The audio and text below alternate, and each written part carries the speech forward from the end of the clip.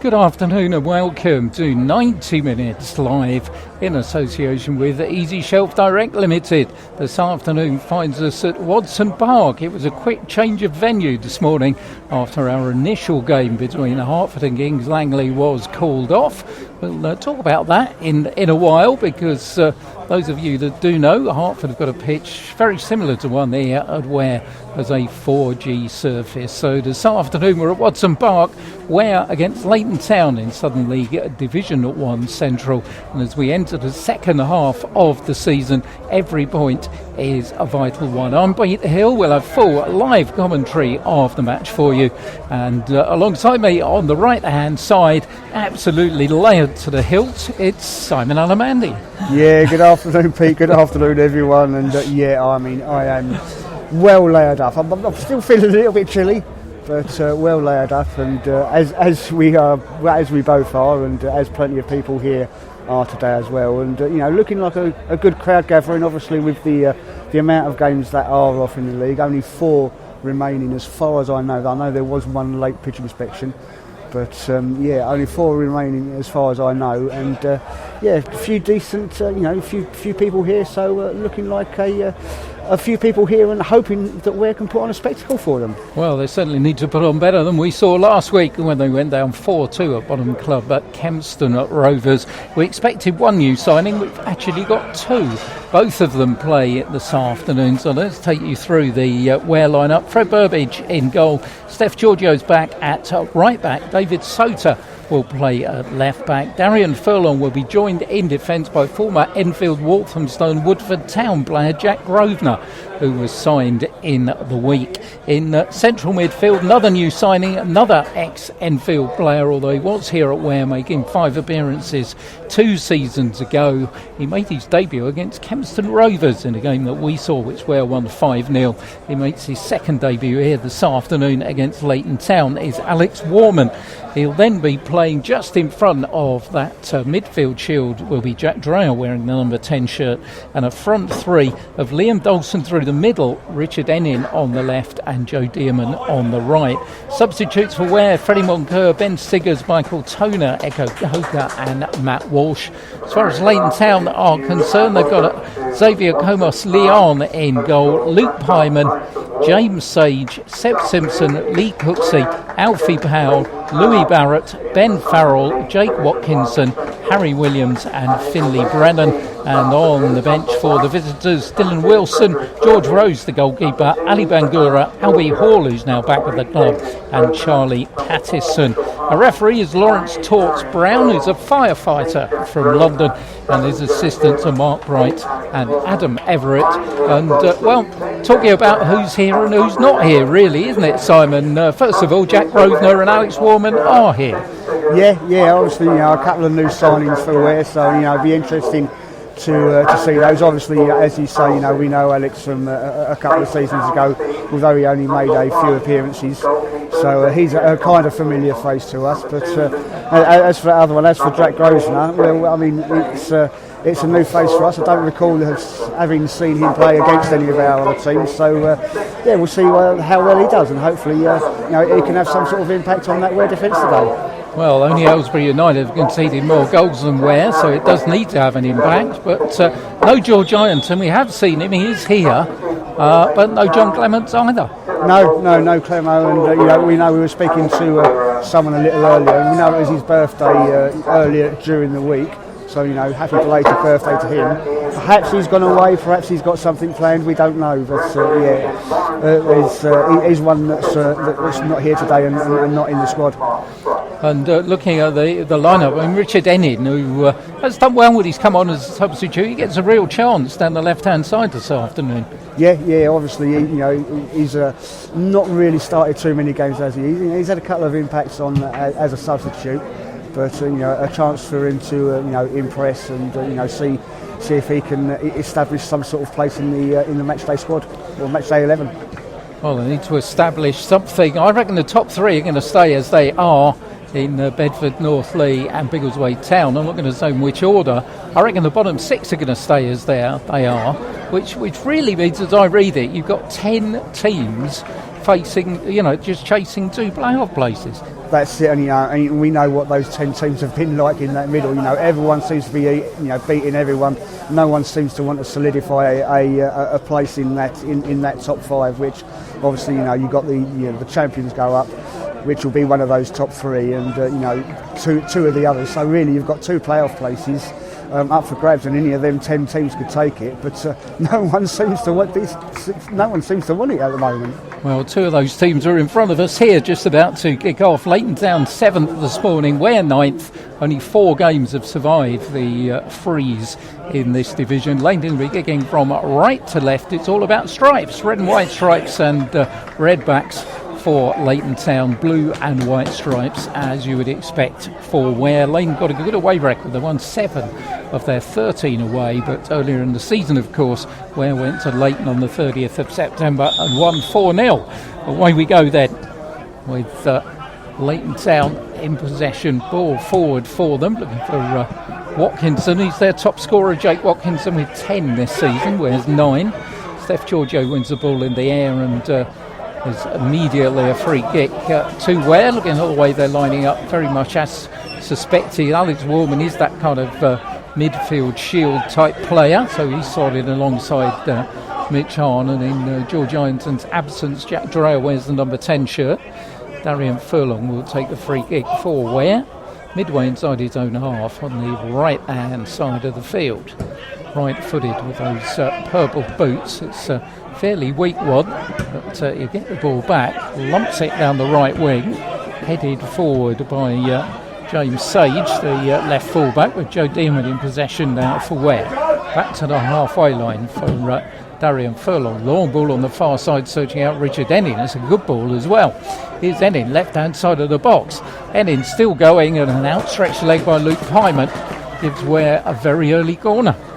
Yeah, decent start from Ware, showing their intent. I mean, I'm sure after last week's performance, they'll want to rectify that and show these fans here what they can do. Corner to be taken by Mitch Hahn on that far side. It's a short one. Liam Dogson's come short. He then turns with the ball, finds Mitch. They're still lined up in the area. The first cross just flicks off ahead, and then it's Sage who volleys it out on this near side. Giorgio's there with the number 7, Louis Barrett. Puts it back to James Sage. Watkinson's up in the air, can't control his header, and Fred Burbage has to come out of his area and just thump it forward. It's watched carefully in the air by Lee Cooksey, and goes back to the Spanish goalkeeper, Xavier Gomez Leon. Played a bit of football in his home country of Spain. He's been Kings Langley. Last time I remember seeing him here against Berkhamsted a couple of seasons ago in a game that ended 3-3. As Stefanos Giorgio is in action down on this near side. The ball goes out of play. Finley Brennan was the attacker, who wears number 11. It's a team put together by the manager Gary Flynn, who of course won the FA Vase a couple of seasons ago with Newport Pagnell. 2022 FA Vase winners. Gained Leighton Town promotion from the Spartan South Midlands League last season, and they've done very well at the next level up so far. This one, as Ennin tries to go through the centre, in the end it's volleyed away by Alfie Powell. Warman will head it back to the edge of his area, and once more Fred Burbage has to come out and thump the ball on that far side, this time over the low stand and into the trees on the far side of the ground. One thing we've talked about is a lack of leader in this Ware side, and still, pretty quiet. John Clements was perhaps the one man that could add that, but we don't seem to still have that in the lineup. No, we don't, and I think, as we said last week, that's one thing that we really are missing. And Clemo was sort of trying to G the players up, trying to take that role on last week, but by that time they were already losing. So you need someone doing that from the start of the game and taking that role on. Yeah, I don't know, it's just me. I find it's difficult to do from the front as well. You've got all the play going behind you as Liam Dawson sends Joe Dearman forward on the left-hand side of the area. Joe's shot is all the way along the ground and gathered quite comfortably by the goalkeeper Leon, who bowls the ball out quickly to Seb Simpson. Simpson's ball is a poor one, and Ware are back in possession again with Darian Furlong inside their own half. Near side brings in Giorgio. Giorgio's space is closed down very quickly by Brennan, and the ball will go out for a throw-in to Ware. So Giorgio's had his injury problems since he's come here, and he can be very effective in that position if he's fully fit. And Ben Sigger's on the bench. Poor Halsey really looking for a back four that'll work for him. As ball is thumped forward by Simpson down this side, looking for Watkinson's run, but Grosvenor's across, and the ball will go out for a throw-in to Leighton Town. Both our other sides, by the way, games were off. Hertford Town's game was off fairly early this morning, and I really couldn't see that Welwyn Garden City's game at Bedford was going to go ahead with what's happened on the New Erie pitch, and that one was called off as well. So they're the only local side in action, as David Soter's got it inside his own half, goes all the way back for Grosvenor. Soter will get it back and just nips it away from Louis Barrett, who almost tried to pick his pocket. Soter comes forward for Alex Warman. Warman, who's he always struck me as a very neat footballer when he was here, and a bit of neat work through there. The ball goes out of play. He was part of the Enfield lineup, as was Jack Grosvenor when all those horrible things happened to Enfield Football Club, of course. Good to see that they are surviving anyway in Isthmian League Division 1 North. Mitch Harn's taking the throw down the line, looking for Richard Enning. Enning controls it down by the corner flag. It's between two defenders, a complete air shot by Lee Cooksey. But luckily the goalkeeper Leon was behind him, and it didn't lead to anything. I mean, the other thing we got here, we got Liam Dawson going through the centre, which we haven't seen often this season. No, we haven't, have we? And I do feel that is a better position for him. Although he is a threat normally when he's on that left-hand side, but I do feel with his with his ability that he is he does work a little bit better through the centre. 18 goals so far, Liam, and bear in mind he didn't start the season here, of course. Started the season at Potter's Bar. Fred Burbage kicked forward off the chest of Giorgio, looking for Liam. But it was volleyed away by Sage onto the head of Darian Furlong.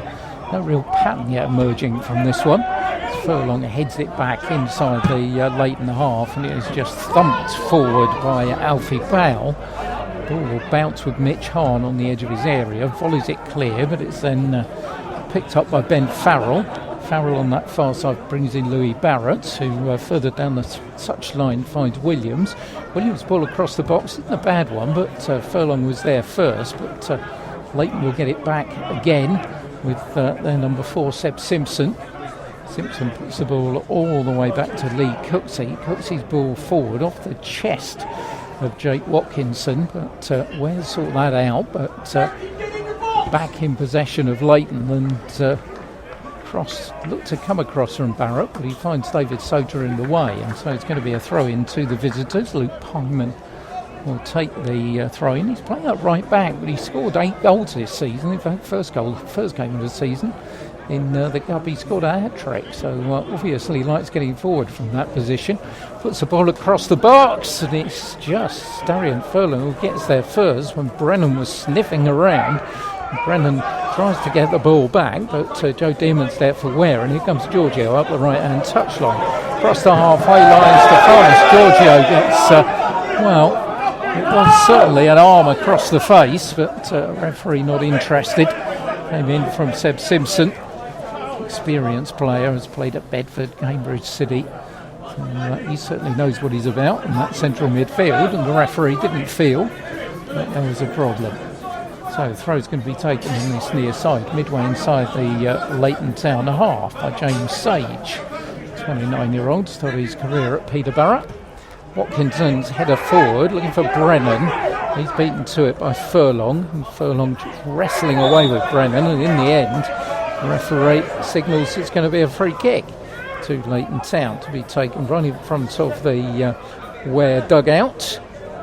As you can see, it's one of those afternoons where you can see the breath coming from managers as they shout in the dugout. It's Joe O'Brien there, he's well wrapped up.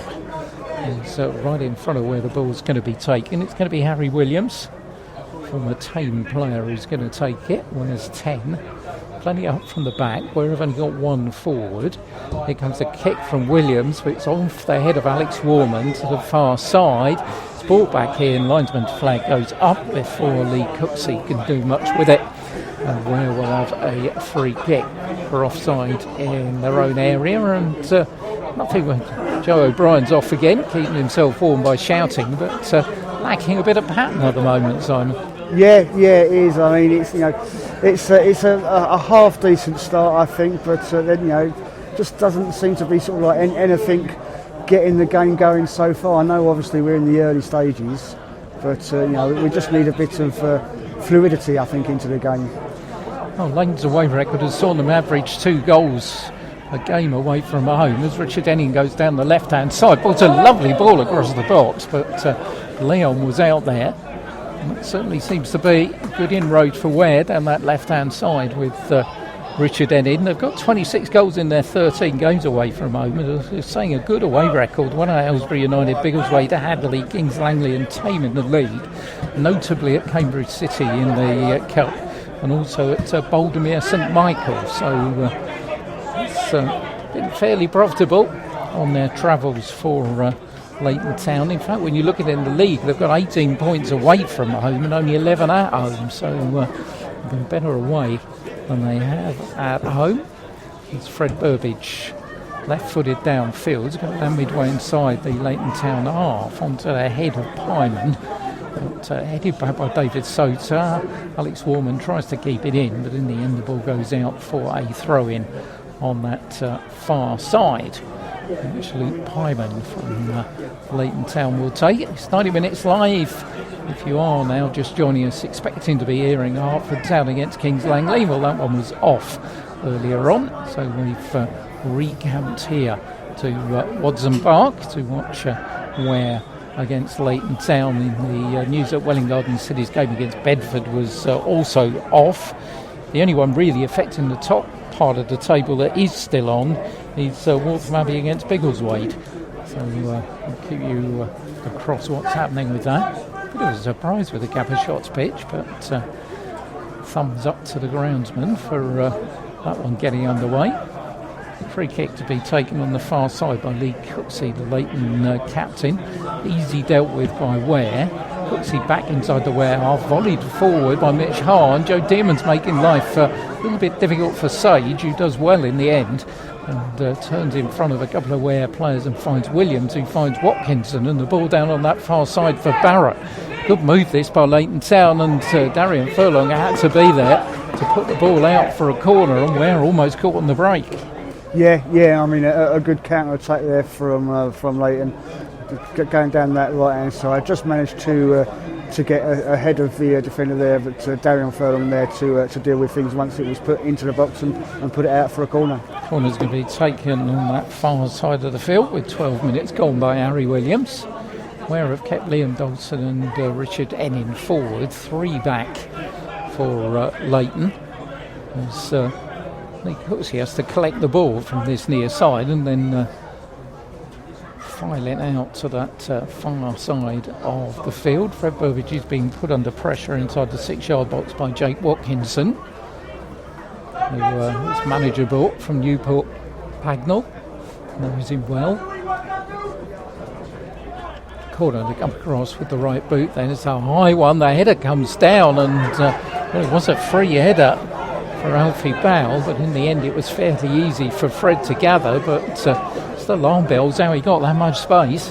Yeah, I think that does sort of like make you wonder, doesn't it? I mean, especially after the goals that Ware gave away last week, and you can't go giving players that much space in the box. Well, they gave a lot of space away in the box last week, but all 4 Kempston goals came almost from about 6 yards out as Giorgio tries to thread the ball forward. Alex Warman will have it for Ware, turns and plays it left hand side for David Sota, who's still inside his own half. Alex Warman gets it back, just goes over the halfway lines, forced to turn backwards away from the attention of Williams, and then gives the ball away to Brennan. Williams gets it back and managed to snaffle the ball away again for Alex Warman. Barrett's cross coming in. Fred Burbage can't get it, but nobody else can either. And Brennan will pick it up on this near side for Leighton Town, looking dangerous again. And Ware almost caught out with that ball across the box. And Sage will take the throw in right in front of the Ware dugout.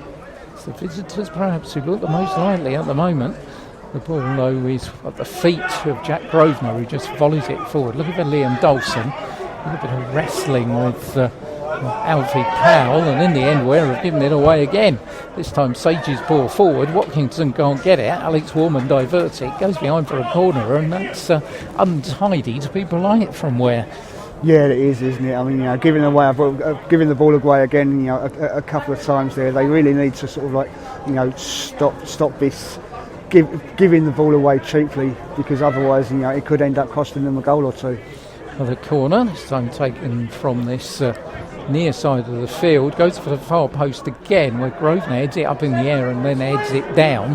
Doesn't really clear it, but it will run away for a throw in, which Lee Hooksey, the skipper, has got, but he's going to leave it to his right full-back Luke Pyman to take, parallel to the edge of the Ware 18-yard box. Puts the ball back for Louis Barrett. Barrett turns inside Richard Hennin and then fires the ball across. Brennan's coming in, and Fred Burbage in the end just lets it go behind for a goal kick. But once again, dangerous ball flashed across that Ware box. Yeah, it is, isn't it? I mean, I think Fred just did enough there to put him off and let it go out for a goal kick. But it's really something that we need to be aware of and stop happening, quite urgently. Fred Burbage's goal kick forward. Liam Dawson goes up, beaten in the air by Powell. And once more, it's Leighton who are coming forward with Louis Barrett. Barrett's ball down the line, looking for Harry Williams. Williams is down by the corner flag. Alex Warman's the defender. Warman does a decent job in the end, and Grosvenor will pick up the scraps and find David Soter, who thumps it towards the halfway line and Richard Hennin, but it's a good header coming in from Cooksey. That takes it over the low stand, and another play for a throw-in to Ware on that far side. He's another one of the experienced players in this team. 34, Lee Cooksey. He was at Kempston, where the manager was, of course, before Newport Hagnall. He's very successful at step 5 with Kempston Rovers. As David Soter's throw-in, and Jack Dreyer goes down under challenge from Seb Simpson. It might have been, and so it's going to be a free kick to Ware. In fact, it was Ben Farrell with the foul. It's about 25 yards out, left-hand side. Mitch Harns there with Richard Hennin. Joe Dearman's sauntering across as well, as Grosvenor and Darian Furlong come up from the back. So opportunities here for Ware. Only Watkinson forward for Leighton Town. Looks like Mitch Harn is going to take it, although Soter's still there, and so is Joe Dearman. In fact, those two run away, and Mitch Harn does take it, chips it up, header from Jack Grosvenor into the back of the net, but he's denied a debut goal for Ware by a linesman's flag on this near side. Yeah, I mean, well worked there. You could see the intent, but obviously he just strayed himself offside, and I mean that would have been a great start for his Ware debut, wouldn't it? Yeah, it would have been an excellent start, and one thing that Leighton might want to look at as well with their marking at set pieces with that one. See if that gives Ware a little bit of impetus forward. They've given away a throw-in right in front of us. Commentary position about 5 yards inside a half, being defended by Leighton Town. Is Brennan midfield has placed the ball eventually to Farrell. Farrell on the far side for Pyman. Pyman's ball is a bit of a loose one, and Grosvenor will go across and just, I thought he was going to shepherd it out, but in fact he decides to play it, and in the end puts the ball away for a throw-in. Would have been much better off letting that one go out for a goal kick, but didn't do so, and so Leighton have a throw-in on that far side of the field. It's going to be Luke Pyman who is going to take it. Plays the ball inside for the run of Seb Simpson. Simpson's got a couple of players around him, and in the end chips the ball forward, looking to get a corner, didn't get a touch, and the ball will go out for a goal kick to Ware. 18 minutes gone in the first half here. At Watson Park, we stand at Ware 0, Leighton Town 0, Southern League Division 1 Central, 90 minutes live in association with Easy Shelf Direct. Long kick forward, which Liam Dawson can't get to. Cooksey was there above him, and Watkinson's got a bit of space to lay the ball out to Williams on that far side. Darian Furlong did well to read it, but once again, it's a throw-on to Leighton Town, and certainly in the opening 18 minutes of this one, they have had the territorial advantage. Neither goalkeeper's really had much to do in terms of a save, but Leighton Town have looked the more threatening so far. Team who started in 7th place this morning have flirted with the top 5 for most of the season. As ball on that far side, fired in by Barrett, headed out by Jack Dreyer as Joe Dearman goes up with Sage, but it's one back by Simpson, high up and under as Grosvenor heading it out from the edge of his own 6-yard box. Enin picks it on the far side. David Soter just thumps it into the air. It's going to land midway inside the Ware half with Pyman. And once again, it's Leighton Town who look the more likely as Pyman coming forward. Jack Dreyer did a good job to cover that run, but he did have to cover that run, otherwise another one would have been fizzing in the box. Yeah. I mean, if he hadn't have got to that, then it would have been a free ball into the box, wouldn't it? And this is what what Ware need to now try and do. They've add that little confidence boost of that offside goal. Hopefully that, as you said before, that will give them a little lift and get them in the mindset that they need to be in. Barry Williams' corner is going to come across. Looks a decent one. Everybody goes up, bounces the edge of the area. It's fired in and ricochets out. Jack Dreyer got in the way of the initial shot, and Ware now will come forward with Joe Dearman across the halfway line right hand side. 3 against 3 for a moment. Plays the ball in. Enning can't collect it, and it all comes to nothing as Simpson finds Sage on this near side. His ball picked up by Grosvenor inside the centre circle. Plays it to his left to David Soter. David Soter to Liam Dawson going out on the left-hand side. Hadn't seen a lot of the ball. Goes over there to try and get it, but in the end just puts it out of play for a throw-in. Liam Dawson, he always strikes me as a sniffer-type striker, isn't he? He's not the best of strikers with his back to goal to bring players into the game. No, he's not. He does really sort of need the ball played to his feet more, doesn't he? And for him to get those opportunities off, really. Ball hoisted in the air by Darian Furlong. Is going to land out of play and be the third one which is going to go out the ground on that far side. As another one appears from the dugout away to our left-hand side. It's going to be a throw-in to Leighton Town. They've drawn 3 away. Ware have drawn 3 at home.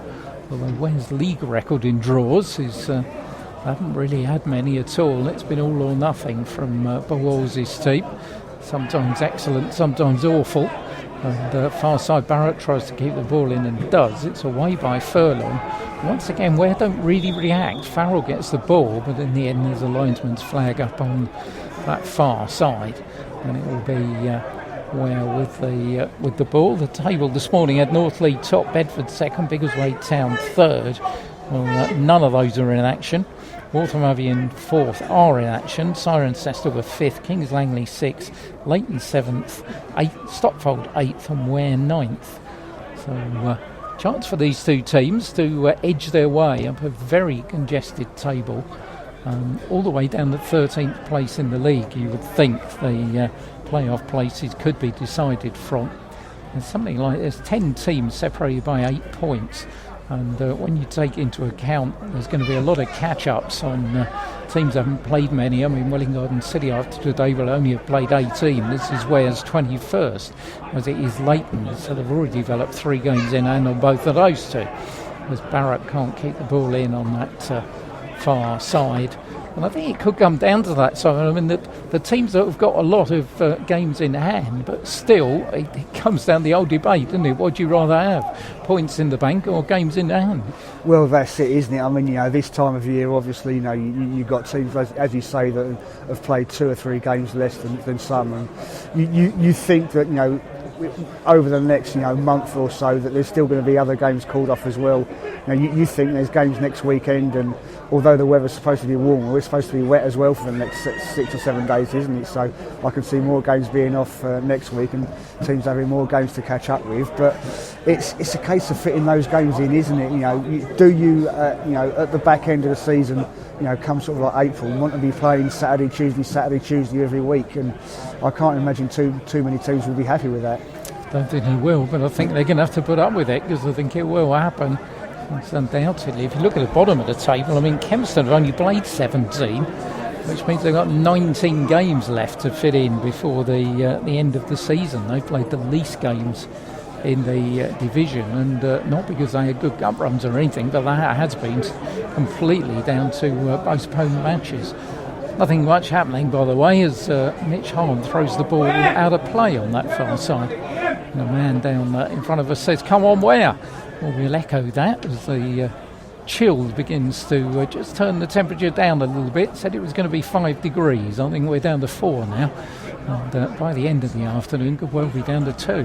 Grosvenor's long ball forward, looking for Liam Dawson, beaten in the air by Cooksey. Here's Mitch Hahn, finds Alex Warman. Warman's ball left-hand side for Richard Ennin, who's looked lively. Ennin forward for Liam Dawson, who offers himself. Liam manages to turn. He's then put under immediate pressure. Has to go midway inside the Leighton half for Mitch Hahn. Turns it to his right for Darian Furlong. Darian's chip ball forward. The goalkeeper was always favourite as soon as it left the boot to come out and collect that. He bowls it down the far side to Louis Barrett, and Barrett runs into trouble, but he's fouled by Alex Warman in doing so, and Leighton will have themselves a free kick. I mean, those kind of balls in, goalkeeper's favourite all day long. Yeah, I think he's played the ball and he's floated it across, hasn't he, into it, and it's just a little bit too close to the keeper. There was that little sort of gap there between between the players and the keeper, and he's just played it a little bit to the keeper, and he's obviously shouted out and collected it rather easily. Yeah, it's the old thing about getting it to the byline as Richard Enning goes down under challenge, where I've got a free kick. And I hope he's okay, but when you look at this Ware bench, there isn't a lot on there, to be fair, that's going to change a game. Freddie Moncur, defensive midfield player, Ben Siggers and Echo Goga, both defenders, and Michael Toner, who can play anywhere, but let's be fair, he is 38. And the other substitute, Matt Walsh, who's been there all season and he's rarely seen. So as Jack Dreyer goes in, heavy tackle by Farrell, but Leighton Town get the ball back down the line by Williams to Watkinson. Grosvenor does a decent job of policing him, and Mitch Hahn comes away with the ball. Looks for Liam Dawson, chips it forward. Here's Liam on the edge. He's got Joe Dearman on the right hand side. There's Joe Dearman in the box, onto the left foot, and well saved by the goalkeeper. Really was straight at him, but still had to make the save. Giorgio will leave the throw in to Darian Furlong. That's the best Ware have looked so far in this half, as Furlong will take the long throw on this near side of the field. Jack Grosvenor's made his way up from the back to add a little bit of aerial presence to things inside that box. He goes inside the 6-yard box. Here comes the throw. That's where it's aimed. Goalkeeper gets a punch, none too convincing. Up goes Warman and thumped in the air by Seb Simpson. Lands on the halfway line. Giorgio's got to watch it, and does well. And this near side brings in Joe Dearman. Best passage of play for Ware so far. Joe turns inside 2 players. Joe's still going. He's in the box. Here's Joe Dearman. Oh, super challenge coming in at the end from Lee Hooksey, because that would have been one of the goals of the season. Oh, I mean, that was a fantastic run there from Joe, wasn't it? The way he just turned between those 2 defenders, turned past another run, gone to his right-hand side, seen the opportunity to put it into the bottom left-hand corner, but well defended and well cleared by the Leighton defence. Fantastic work there from Joe. He's going to take the corner on this near side. We know the quality that he possesses, and every bit of it on show there. Corner from Joe Dearman. It's going low to the near post. Grosvenor can't get a hold of it, and Giorgio's beaten to it by Louis Barrett. For a moment, it's a one-on-one against David Sota. Barrett running to the right-hand side, fires in the shot and rather wasted it all by putting it well wide. When he could have waited, the cavalry were arriving in Harry Williams and also Ben Farrell up there, but in the end he decided to go solo and made a bit of a hash of it, really. But once again, Ware could have been called down on the break. Yeah, I mean that's the danger, isn't it, for Ware? That they do find themselves sometimes a little bit too far off the pitch and up the pitch, and trying to get back. But I do feel he could have sort of like, as you say, waited for those players arriving in the box. There was no need to take that shot as early as he did. 28 minutes gone, 0-0 here. And just a sign that the temperature may be going down, but the game might be warming up. As Grosvenor on that far side does another good job against Watkinson and brings in David Sota. Sota's high ball, Jack Drea's easily beaten in the air by Cooksey.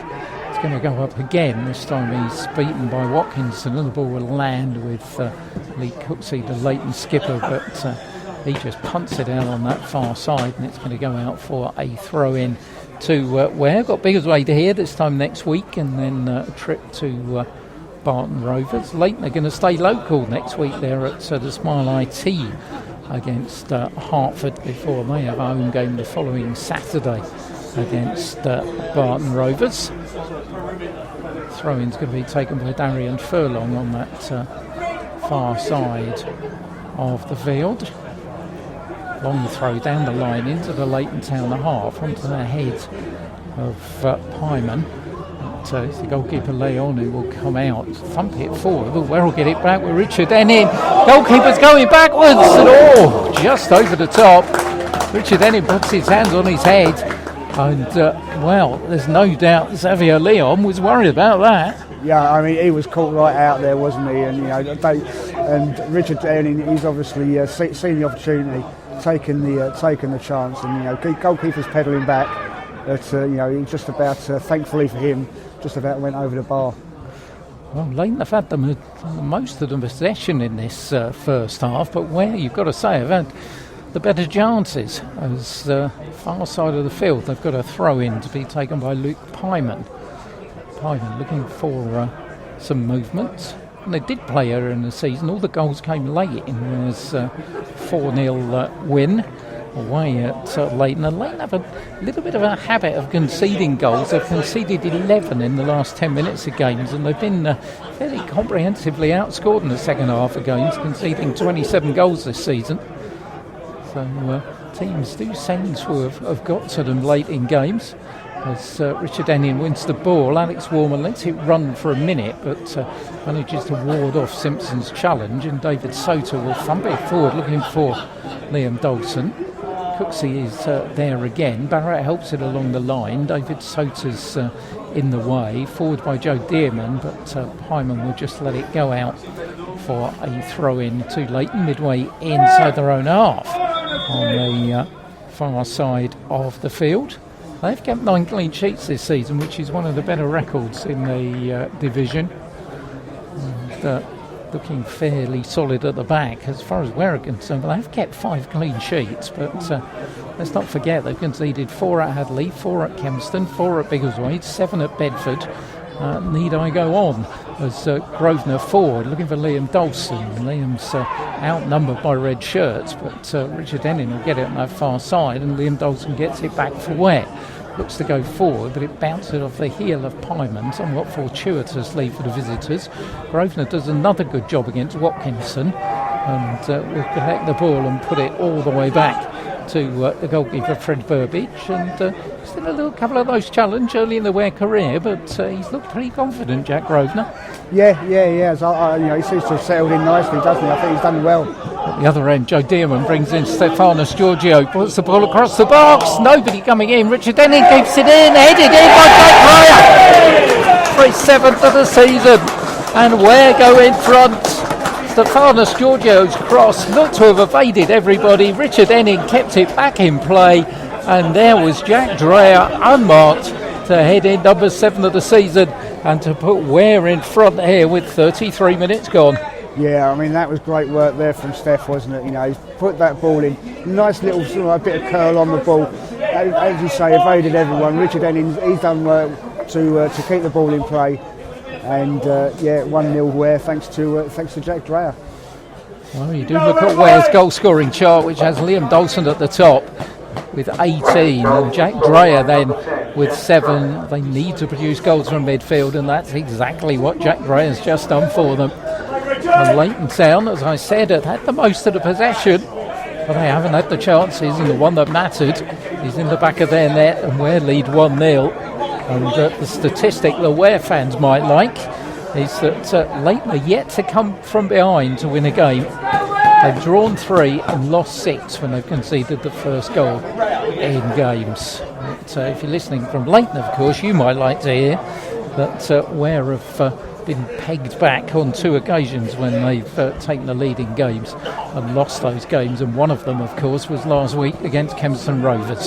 So let's take nothing as read, but so far so good as far as Ware are concerned. Giorgio's here now in the defensive capacity with Brennan, who goes down, and Leighton will get themselves a free kick on this near side of the field. It's going to be Harry Williams who will take it for them. 2-man Ware wall will be Steph Giorgio and Joe Dearman, although Richard Enning's coming across as well. In fact, it is going to be Joe Dearman and Richard Enning who are in the way. So we've had something to warm the local supporters here. We're leading by a goal to 0, and another one of those vital matches with playoffs in mind. Williams kick to the far post. It's kept in play by Coetzee, headed back on by Watkinson and headed in to the back of the net. And Ware's lead lasted but 2 minutes, and Leighton Town are back level again. Alfie Powell heads it in, and another one conceded inside the 6-yard box. Yeah, and another one that was preventable as well, Pete. That's poor defending there. They should have been able to get that ball clear, and it's as you say, just a couple of minutes after taking the lead, Leighton Town have picked them back. Well, 7th of the season for Jack Dreyer, followed by 7th of the season for Alfie Powell. 1-1 we stand at Watson Park, as you were. Mitch Hahn for Stephanus Giorgio. There could be a few more goals in this game now. But Joe Dearman coming forward for Ware, but Sage almost gave it away, and Coetzee in the end just punts it out midway inside his own half. Bounces off the fence in front of us, and Steph Giorgio will take the throw in down the line, but nobody really reacts, and in the end it comes out to Giorgio, just nips it off of the knee of Brennan. Ware have got a throw in. Furlong's not interested, so it's not going to be a long one. Plays it into the box for the feet of Liam Dawson. Liam goes down, and here's Alex Warren. Good save by the goalkeeper, couldn't have seen it too late. And Leon comes up with the goods, and it stays at 1-1. Liam Dawson, meanwhile, is involved in a little bit of push and shoving with Alfie Powell, and the referee will need to sort that out. Yeah, I think that's come from when he's gone down inside the box, hasn't it? But a good shot there from Alex Warman through a crowd of players. That one, and as you said, Leon obviously saved it late, but made a dive down to his left-hand side to keep the scores level. Well, a referee, as I was saying, is a firefighter. He's not the tallest of fellas, but he's well built. Wouldn't want to mess with him, that's for sure. So he's reading the riot acts to Alfie Powell and Liam Dawson, who are both involved. And I think it's a little bit more of that, boys, and the card's going to come out. So Xavier Comas Leon, the Leighton Town goalkeeper, will take the free kick from just outside his area. They were just behind for 2 minutes at Watson Park. Long kick forward onto the head of Mitch Hahn, only as far as Sage, and Giorgio chips it forward, up in the air by Powell. Mitch Hahn gets a shove in the back from Brennan, which the referee didn't see. And in the end it's a high up and under from Farrell, which forces Fred Burbage out to the edge of his area to collect it fairly comfortably.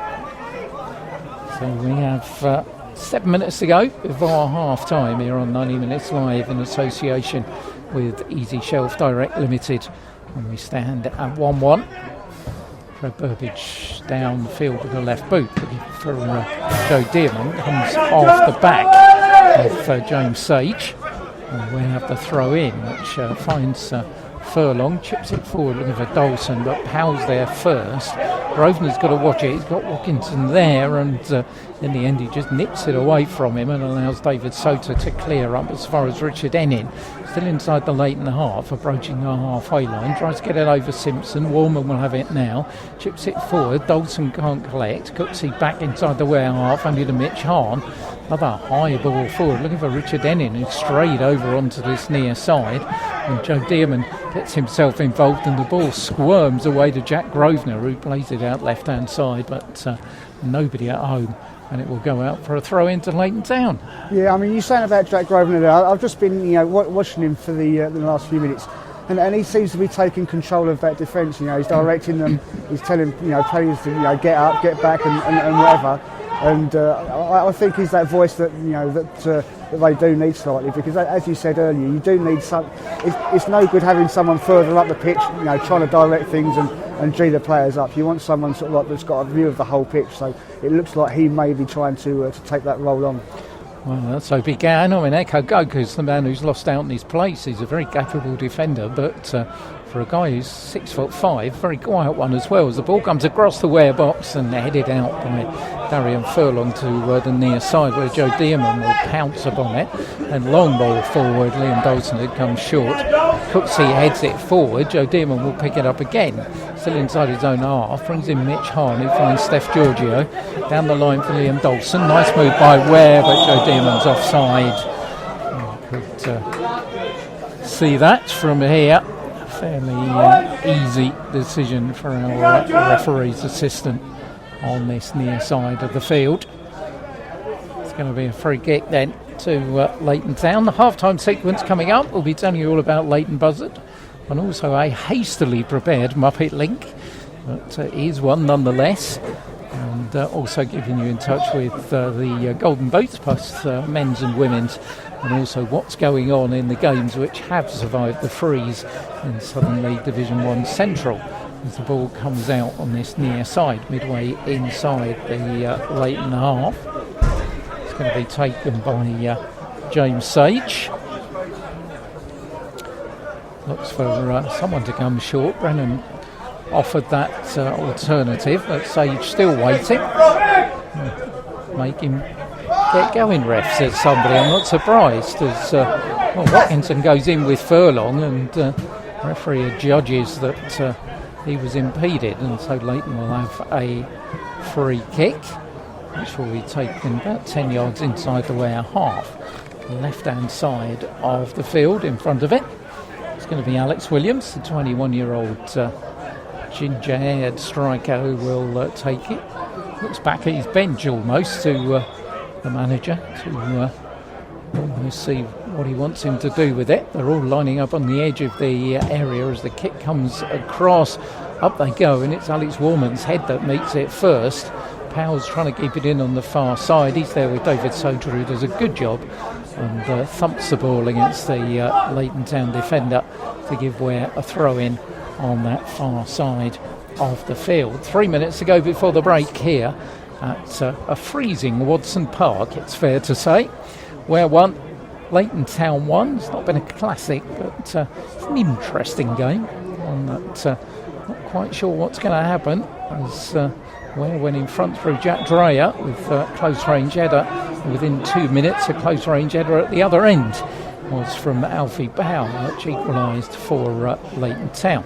We've got a free kick on that far side. Williams is with it again. Joe Dearman and Richard Ennin will be the two-man Ware wall. Watkinson at the moment is completely unmarked on the edge of the 6-yard box. We're assuming that he's going to be one of those players that's going to start behind the line and then join inside it to make sure he isn't offside. Darian Furlong spotted that now, as the free kick will come across from Williams and goes all the way across, but it actually bounces off of Jack Grosvenor and goes into the side netting for a corner. Corner's going to be taken on this near side of the field. So Leighton finishing the half. They have had the most of the possession inside Ware territory.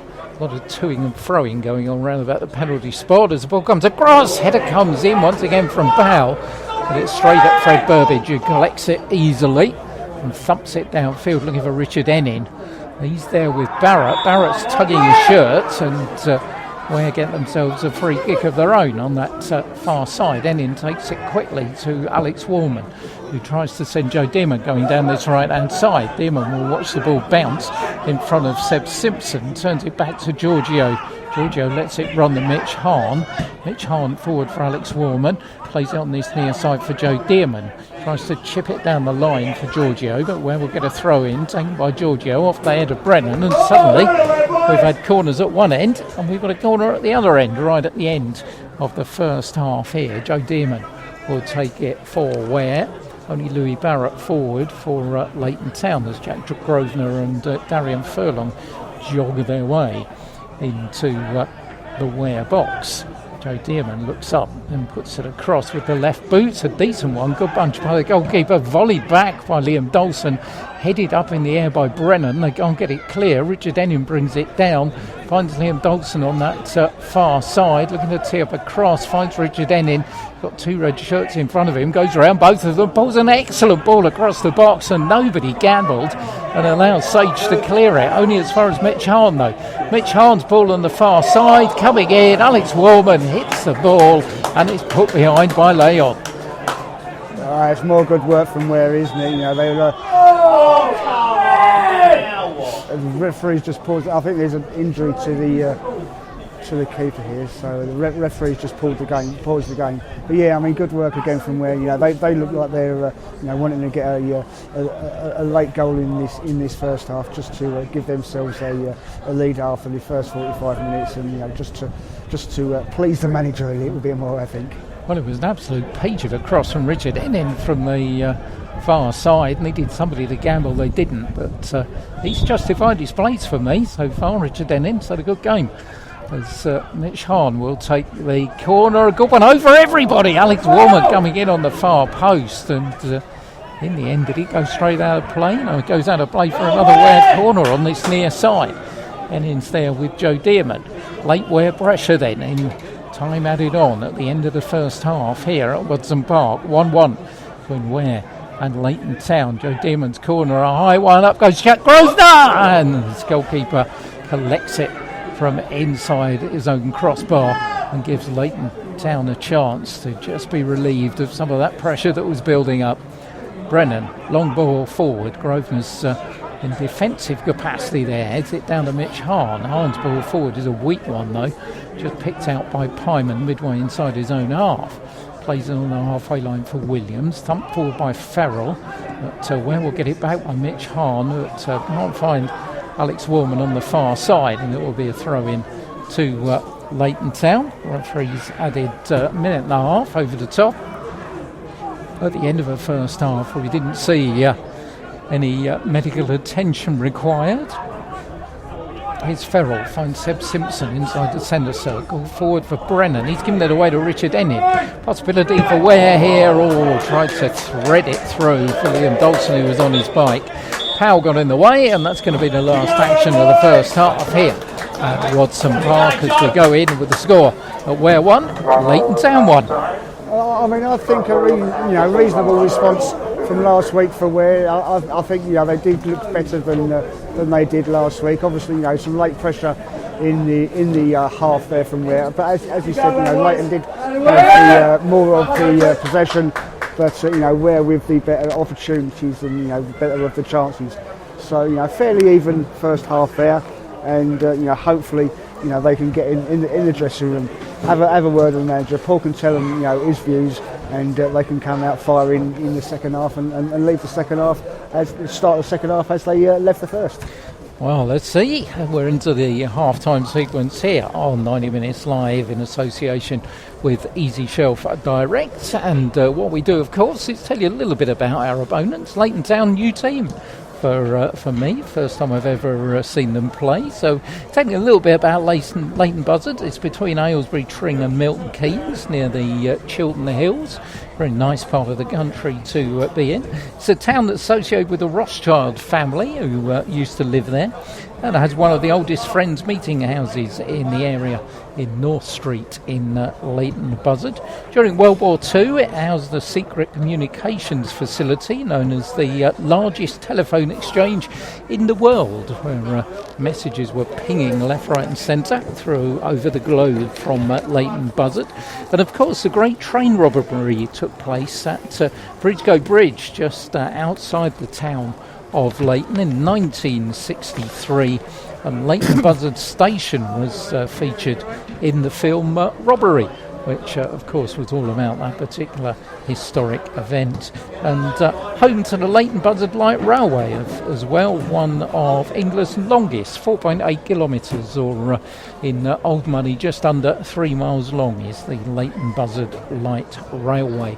Famous residents of Leighton Buzzard include author Kathleen Norton. She was most famous for writing the Borrowers books.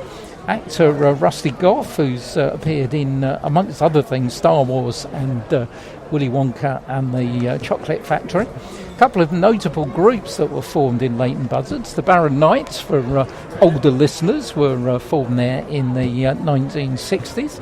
And a little bit more up to date, the band Kajagoogoo were formed in the town as well, originally in 1979. And also another famous resident of Leighton Buzzard is Charlotte de Georgian, who you might have seen win a gold medal, of course, in the dressage in the Olympics. So a little bit about Leighton Buzzard, and with only a couple of hours to spare, I've managed to put that together and also come up with a Muppet link, because every week we try and find the Muppet link with our opponents. I've almost gone through the division now. There's only a couple to go, I feel, but the Muppet link to Leighton Buzzard surrounds Kajagoogoo, because Kajagoogoo were formed as the band in 1978, and they were originally formed as a band called Art Nouveau. But in 1982, they decided they wanted a new lead singer. They put up an advert, and Christopher Hamill replied to the advert. You probably won't know him as Christopher Hamill. You probably might know him as Lamal, because that was his stage name. And with Lamal, we get our Muppet link, because in 1985, Lamal was featured in Volume 3, Number 4 of the Muppet magazine. So there is our link between Leighton Buzzard and the Muppets. Before today, I've got to say, I didn't even know the Muppet magazine existed. But it does, and the Volume 3, Number 4, if you ever find one of those in a charity shop, then I can tell you, it's got an article on Lamal in it. So there's your Muppet link. Well, I mean, as you say, you only had a couple of hours warning for that, Pete, so you've done it again. Done it again. Absolutely. Okay, let's have a look with what's been going on. Well, what's been going around the division has mainly been postponed frozen pitch, but there are a couple of games that have survived the postponed frozen pitch curse, and we'll see what's going on when Simon's got all the scores together. Our original game was going to be Hartford against Kings Langley, but that one was off this morning. They've got a 4G, and we think that the reason why it was off is because 4Gs are almost floating pitches in a certain respect, the way they're put together. And the water table down by Hartford's ground, you've seen probably in years gone by. But the Spirelight has been flooded, and we mean really flooded. You could put a boat on it. So the water table is pretty high in that region. So I'm only guessing that that was the reason why today's game against King Langley was off, as Tuesday's Hart Senior Cup tie against Watford was also off. Yeah, I think, speaking from to a couple of people before the game, it seems that underneath the pitch, it was still hard, and they had some, tried to have training there the other night. They tried to do some of the kids games this morning, and people were just slipping and sliding all over the game, so they've just taken the precautionary measure of calling the game off, which by the sounds of things was the right thing to do. Before we go on to the half-time scores, we'll just say, good afternoon to Paul Sparry, an old friend of yours, Pete. He's messaged us on Facebook. He says, good afternoon to Simon and my old mate Pete. I'm in hospital recovering from an op, and your commentary is the highlight of my day. Thanks, guys. Keep up the good work. He's in Charing Cross Hospital. Hope to enjoy the game and some first-class commentary from Pete and Simon. So, Paul, we wish you well. Hope everything's okay, mate, and hopefully we'll enjoy a good second half. Yeah, and I hope you enjoyed the fish and chips as well. Did he have fish and chips last night? It was on the menu for today. Messaged me earlier. Excellent.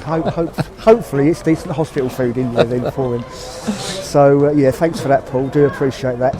So we'll go on to the half-time scores. Obviously, only 3 other games taking place this afternoon. So AFC Dunstable, they're facing Hadley, and they have a 2-1 lead there. Barton Rovers against Aylesbury United. The Ducks went ahead in that game, but Barton Rovers have pulled back, and it is 2-1 to them at the break. And the other game taking place is between Waltham Abbey and Biggleswade, and that one is 0-0. So Waltham Abbey, the only team that will influence anything at the top of the table. A point for them won't change anything at all, actually. They're 3 points behind Biggleswade Town, who are third, Waltham Abbey fourth. Bottom of the table, not good news for Aylesbury, that, because Barton were 17th, Aylesbury was 16th, so they'll leapfrog over Aylesbury. Bottom 2, don't forget, go down this season, and those bottom 2 at the moment anyway are Tame and Kempston. Let's have a look at the 90 Minutes Live Golden Boot, which it stalled a little bit because so many games have been called off. So still top is Eben Mabona of Hatfield Town with 22 goals so far this season. His strike partner, Kamari Collington, has got 18. Liam Dawson, who we're watching here, of course, has got 18 for Ware. 17, Jamie Marshall of Hertford Heath, who had another postponement. Their game was called off earlier today. Louis Debenham has 12 for Westmill. Their game was off today as well, as was AFC Welling's game at Pitstone and Ivinghoe, and Kendall Gamfrey's got 12 for them. So can't really see, unless Liam Dawson scores today, there's not going to be a lot of change there. No, it doesn't look like there will be, does it? And obviously, when this time of year, you're going to get a few games called off, especially at that sort of level on those pitches that they'll be playing on.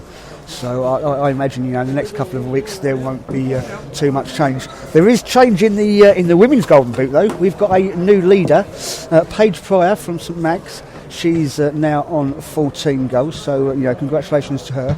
Laura Cousins from Sherrards Wood, she remains on 13. And the next 3 all remain the same. Jessica Duff from Bury Rangers on 11, and Claire Cranfield from Sherrards Wood, and Sophie Vell from Watson Park, both on 9. So, Paige got 2 goals last week for St Margaret's-Bury. Sherrards Wood didn't score at all, so Laura Cousins, as I said, she remains on 13. And Sophie Vell at the bottom of that list for Watson Park.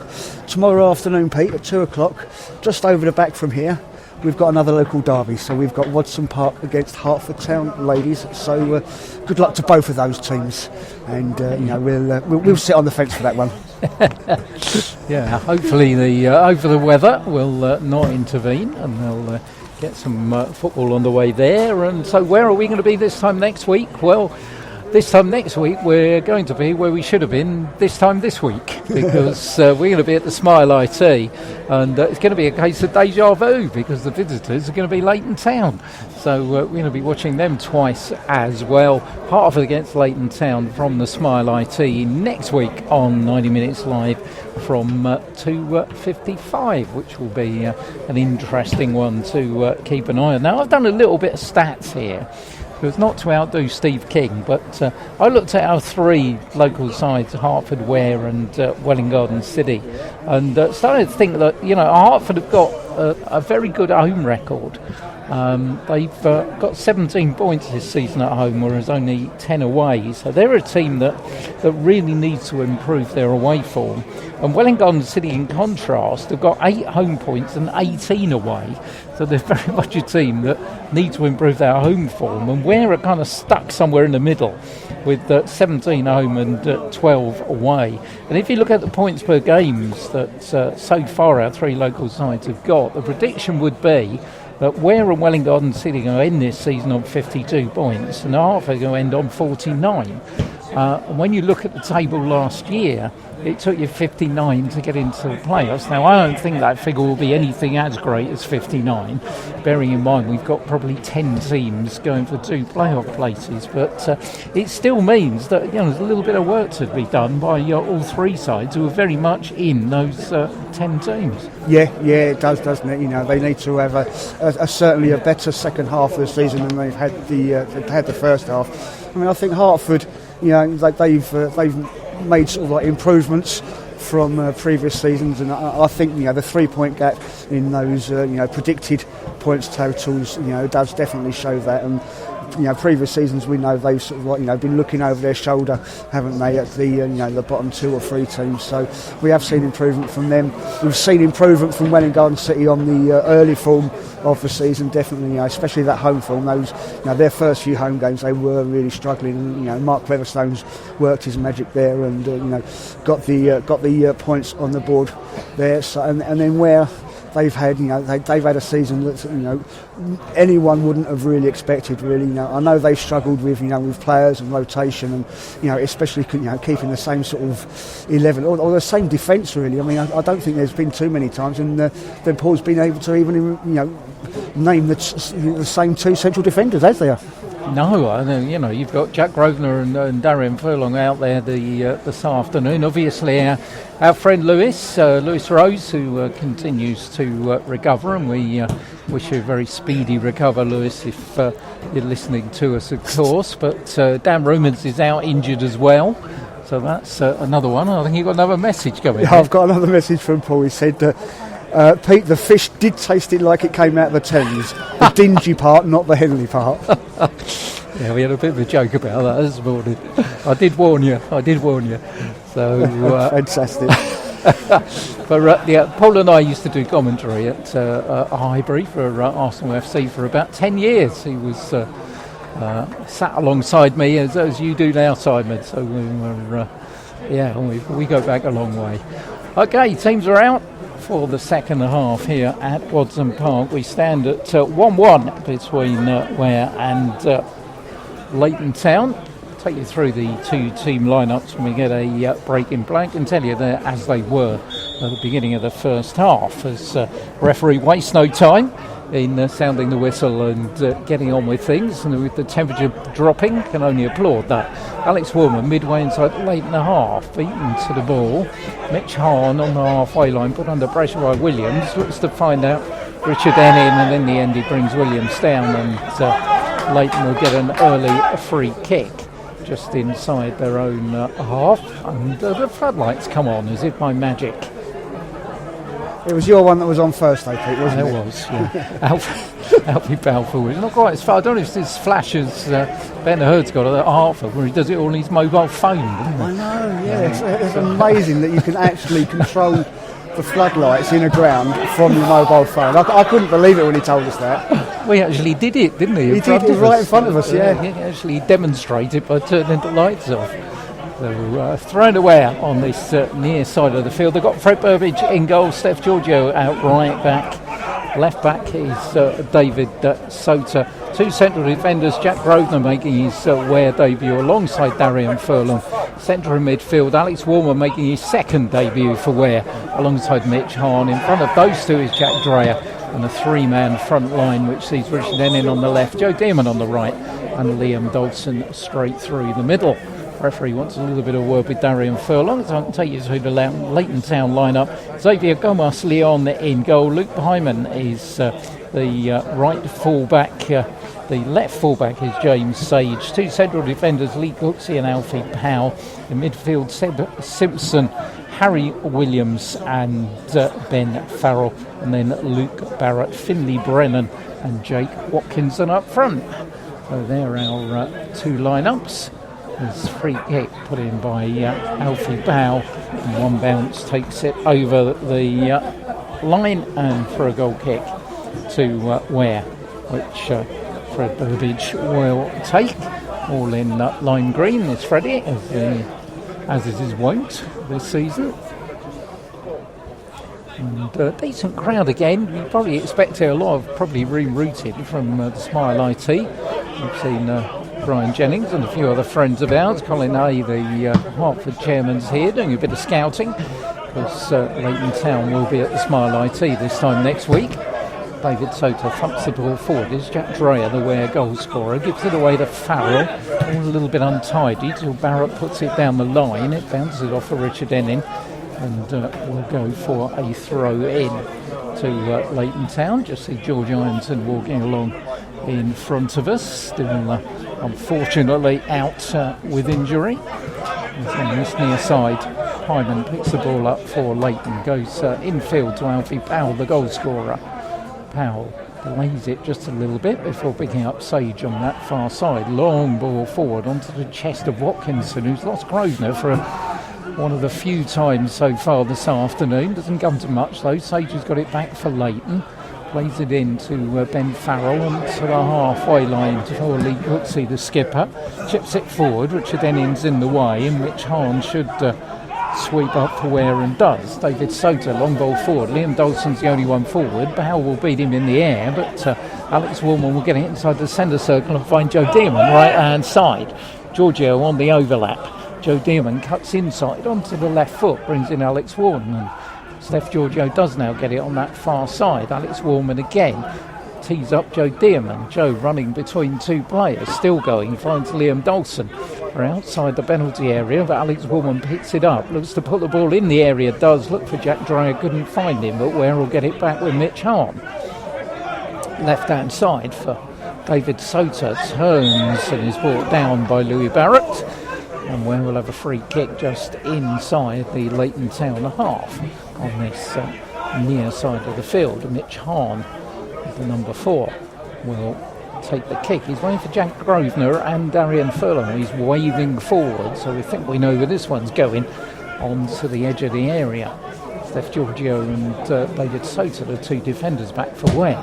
Long kick forward, it's aimed towards Furlong, heads it down well. Grosvenor's in there, it's brought down, and the referee's going to give a penalty. Well, the two of them to great effect. Lee Cooksey was the defender. It was a header down from Darian Furlong. Down went Jack Grosvenor. Referee pointed to the spot. Yeah, I mean, he's awarded that immediately, hasn't he? I think there's no doubt there. And Jack Grosvenor, he's had an impact on this game. I think I've been quite impressed with him. I think he's done well at the back. Like I said earlier, he seems to be controlling that defence. He had that disallowed goal earlier, which was a bit unfortunate. He's had a couple of headers from free kick and a corner, and now he's won a penalty. Well, Liam Dawson's got the chance to go clear in second place in the 90 minutes live Golden Boot. He'll be more worried about putting Ware in front here. Here he comes and fires it in to the left-hand corner. No goalkeeper was getting near that, and Ware go back in front. Yeah, big cheers from the kids behind the goal there as well. Just before he took it, they was all running along the railings, hoping to get a better glimpse of that. And as you say, he's put it, hard and fast to the keeper's right, and given Ware the 2-1 lead. So what they need to do now, and I know we've said it, several times before, but they just need to keep things solid for the next 5 minutes, and don't concede as they did before when they took the lead in the first half. 19th of the season for Liam. Ware back in front. You're absolutely right, Simon. I'm watching Jack Grosvenor as he's coming back, and he is talking to all his teammates. And it is literally, let's calm it down and make sure we don't do what we did in the first half. I think Ware could have found their leader at the back here. Leighton restart. Sage, far side. Puts the ball across the box to Cooksey, who, he's got to say, didn't complain at all about the referee's verdict on the penalty. He just put his head down and walked away. So no controversy at all about the penalty decision. As Pyman puts it back to the edge of the area, from a Ware perspective, they could do with another one of a bit of insurance. We know what they've been like this season. As long ball forward, looks to release Sage on that far side. Furlong had read it well and thumps it into the trees.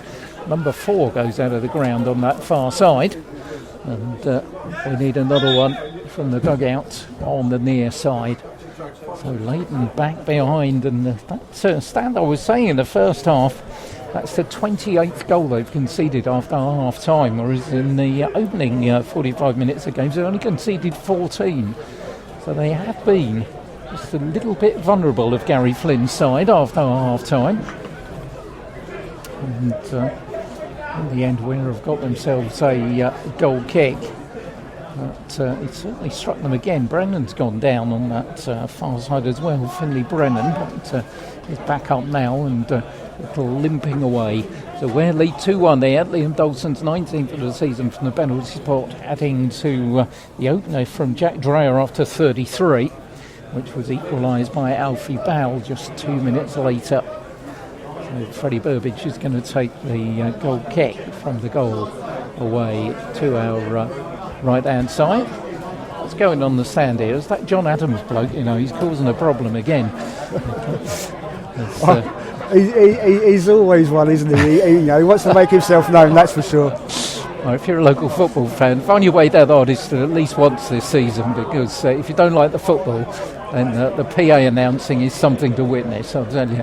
Long ball forward, Watkinson's on the run, but Furlong shows a good amount of pace and puts it all the way back to Freddie Burbage, who thumps it towards the halfway line. Richard Denning gets there ahead of Hyman.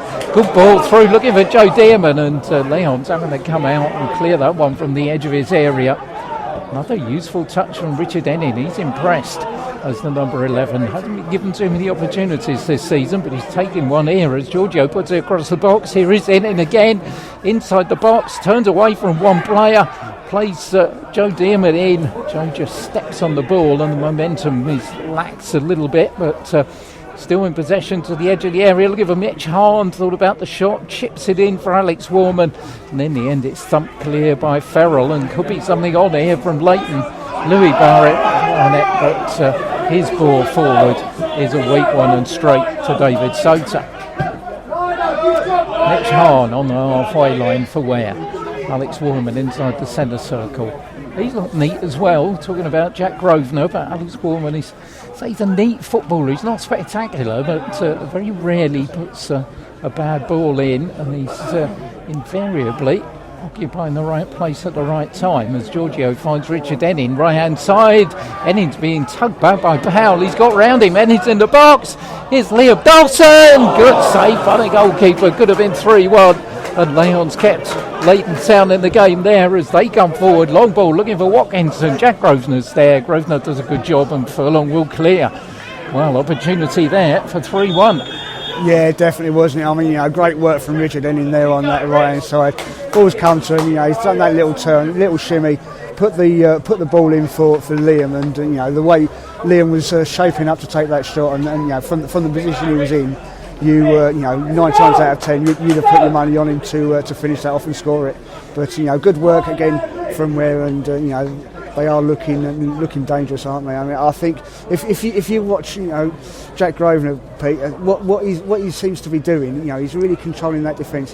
He's holding his arms, he's pointing to everyone, where they want to be, what they need to do, how to sort of hold their position, and he's really impressing me today. I think Alex Warman, as you said, on his second debut, he's doing well as well. And you're right about him, because I think he's one of those sort of like players that's in the middle of the park, controls things, that holds things together.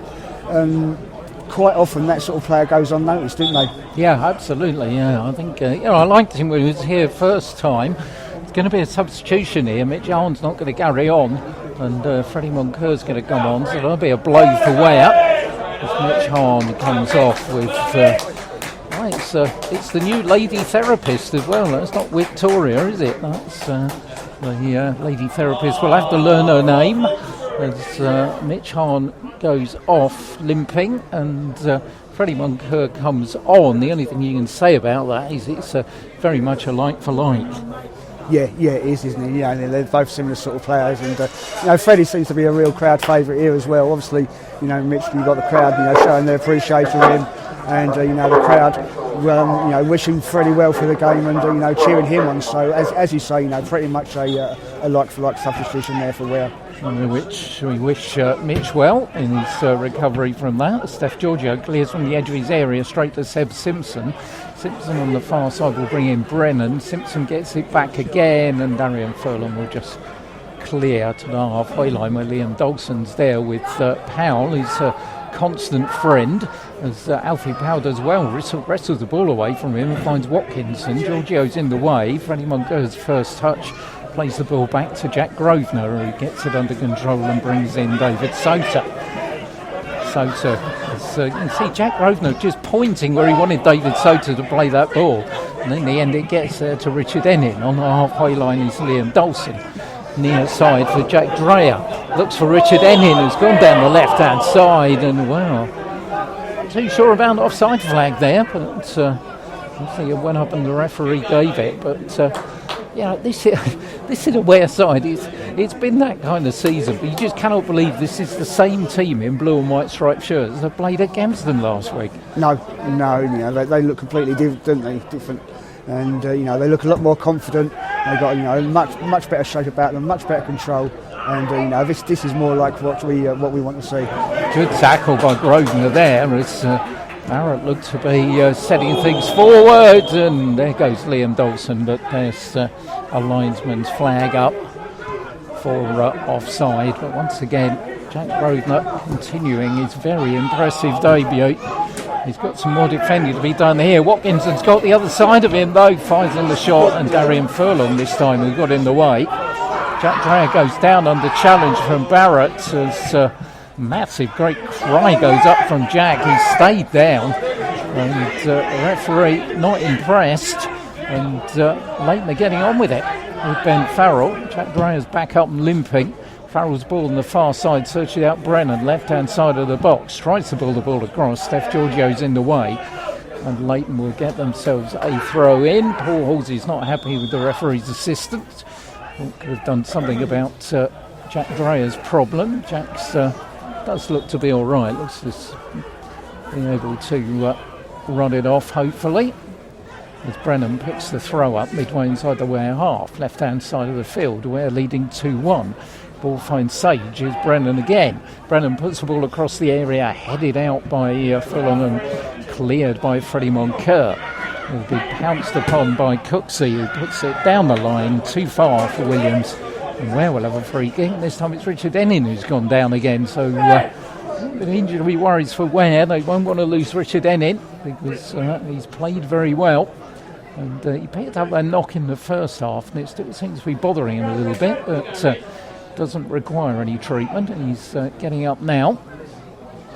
And one thing noticeable that Ware haven't done this season as well, I think this is the first time they switched in terms of wide players as well, sometimes with Richard Ennin left and Joe Dearman on the right, and I think both of them have really added something to performance so far, as Liam Dawson managed to get the ball this time away from Powell. Here is Joe Dearman, and here is Richard Ennin, but the linesman's flag goes up, and it's been about finding the mix at the back, but it's also been about finding the mix in the front three, and so far this afternoon they seem to have found both. Yeah, definitely. As I said something about the defence earlier, but the front three's been the same really all season, hasn't it?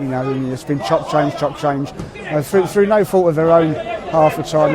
With players being available, players being injured, and etc. And I suppose that's the often the thing about football at this level. You don't always have the luxury of players being able to be available every week. Through family commitments, work commitments, etc. So you can understand sometimes why it is that way. But they do for today at least. Seem to be finding at both ends of the pitch. That strength. I think what has impressed up front has been the movement, because we talked about Liam Dawson playing through the centre, but he has popped up on the left, he's popped up on the right, Richard Ennin's popped up through the centre, and they do seem to have moved well as Steph Giorgio picks the ball up midway inside his own half. Good footwork, takes him by Simpson. Liam Dawson's got the other side of Powell. Here's Steph Giorgio still going, and it's 3-1 Ware. What a super move! Steph Giorgio started it, Steph Giorgio finishes it. Ware go 3-1 in front. It's his third goal of the season.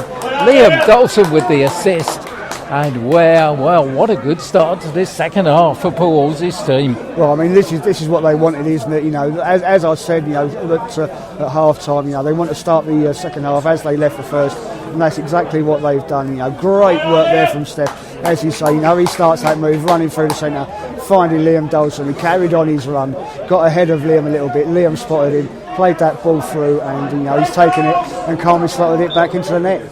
62 minutes gone, and it's just the bit of insurance we were looking for. We're opening up a 2-goal advantage, and Leighton's trials and tribulations after half-time continue. Now conceded 29 goals in the second half of games this season. That's been their problem as Giorgio gets in the way of a long ball forward. Liam Dawson picks it up, and I think he's revelling playing centre forward. As he's certainly has again put in a fine performance here as Cooksey just gets the ball away from him, and excuse me, Jack Dreher's going to get a yellow card. High boot against Alfie Powell, and Dreher will be the first player to get himself in the referee's book. I think it's fair enough. I think Jack, no intent in it. It was one of those where he went and didn't get the ball and got the player. Yeah, absolutely. I mean, you know, he's sort of like, you know, saying that he can't really sort of like believe it to the referee, but I think it's fair enough. I don't think he can have too many complaints about that. As you say, you know, he's gone through him late, and you know, the boot was a bit high, so I think that's a fair enough yellow card. So the ball's at the other end. Fred Burbage will jog across to take the goal kick. Talk about Leighton Town's record, and also their record in the last 10 minutes of matches would have conceded 11 goals, and Ware have scored 11 in the last 10 minutes, so could get some more action in this game. It's been one thing, I mean, another 3 goals for Ware, that's 59 goals this season. There's no doubt that if they can actually shore it up at the back, and there's no problem at all with Ware putting the ball in the back of the net. They've been one of the more entertaining teams to watch this season in terms of goals, no doubt about that. As Grosvenor's long ball forward will take a couple of bounces before Leon will come out and collect, and there's just a kind of frosty sheen across the top of the pitch now as the temperature drops at Wadson Park.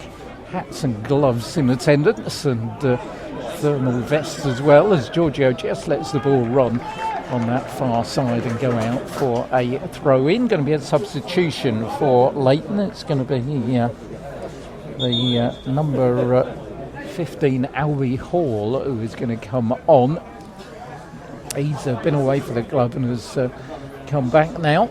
Tall striker, and he is going to come on, and it's actually going to be a skipper, Lee Cooksey, who goes off. So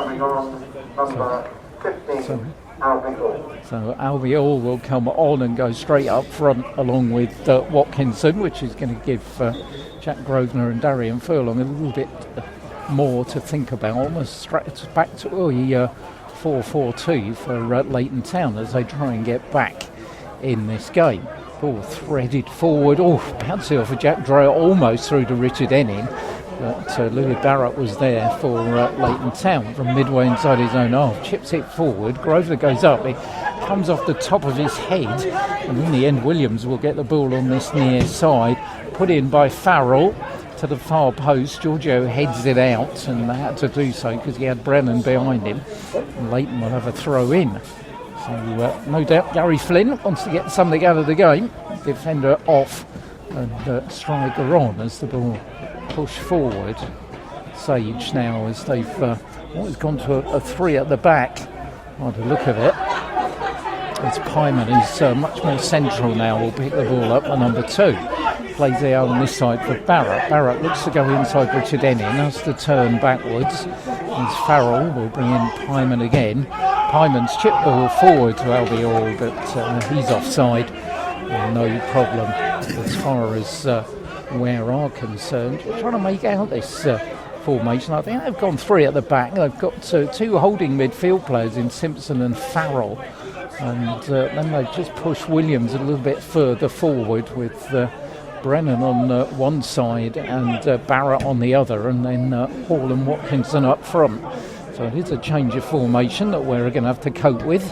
Freddie Moncur loses out to Farrell. Grosvenor has to go backwards and led it all the way back to his goalkeeper, Freddie Burbidge.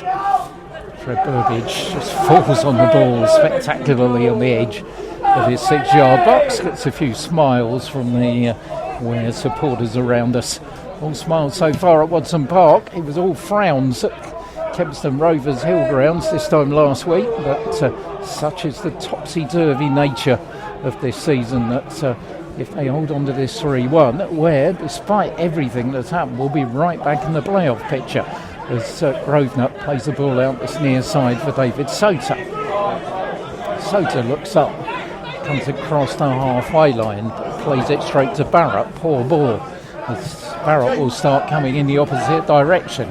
Sota's trying to make up ground on him. The ball comes across the box. Furlong goes down, and well, you could have said a little bit about handball about it, but before it had hit Darian Furlong's hand, he'd been pushed in the back by Watkinson, and I think the referee got that just right. Yeah, I think that's a good decision there from the ref. And obviously, there was a couple of shouts for handball around us that people may have heard, and yeah, fair enough. But obviously, that shove,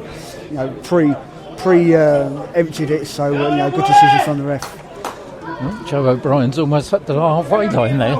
I think I know Joe's done his coaching courses, but surely to have something to say, this is a technical area, you must stay in it, mustn't they? But if he does know about it, he totally ignores it. But he'll be happy, man, as we're leading 3-1 and clock ticking away to 23 minutes of the second half gone here. It's been those 2 goals after half time. 2 goals in 12 second and a half minutes. Liam Dalton's penalty and a real cracker from Steph Giorgio. Forward come Leighton Town though is Watkinson with a bit of space to move into. He hasn't had much, their top scorer. Farrell on this near side will pick out Louis Barrett. So Richard Denning doing the defending, and in the end Barrett just turns it behind tamely for a goal kick to the home side. And one thing I think that the front three of we're talking about movement front three amongst them, but also Richard Ennin and Joe Dearman have done really well in protecting their 2 fullbacks this afternoon as well. Yeah, I think they both have. Obviously, we know sort of like Joe has played in that sort of position before, so maybe he's gained a little bit of defensive awareness. But Richard Ennin not so much. So I think it's been a bit more difficult for him, having come into the side and not featured as much this season. But I think both of them have performed really well this afternoon. Well, there were a few eyebrows raised, it must be said, when Ware's lineup was seen at the beginning. But it's fair play to Bill Halsey and Joe O'Brien. They knew that to change something from last week, but it just didn't work. And they seem to have hit up on a decent formula here. But then again, we've said that before this season. What they need is momentum. And it's been something that Ware have been pretty good at picking up late in seasons as well.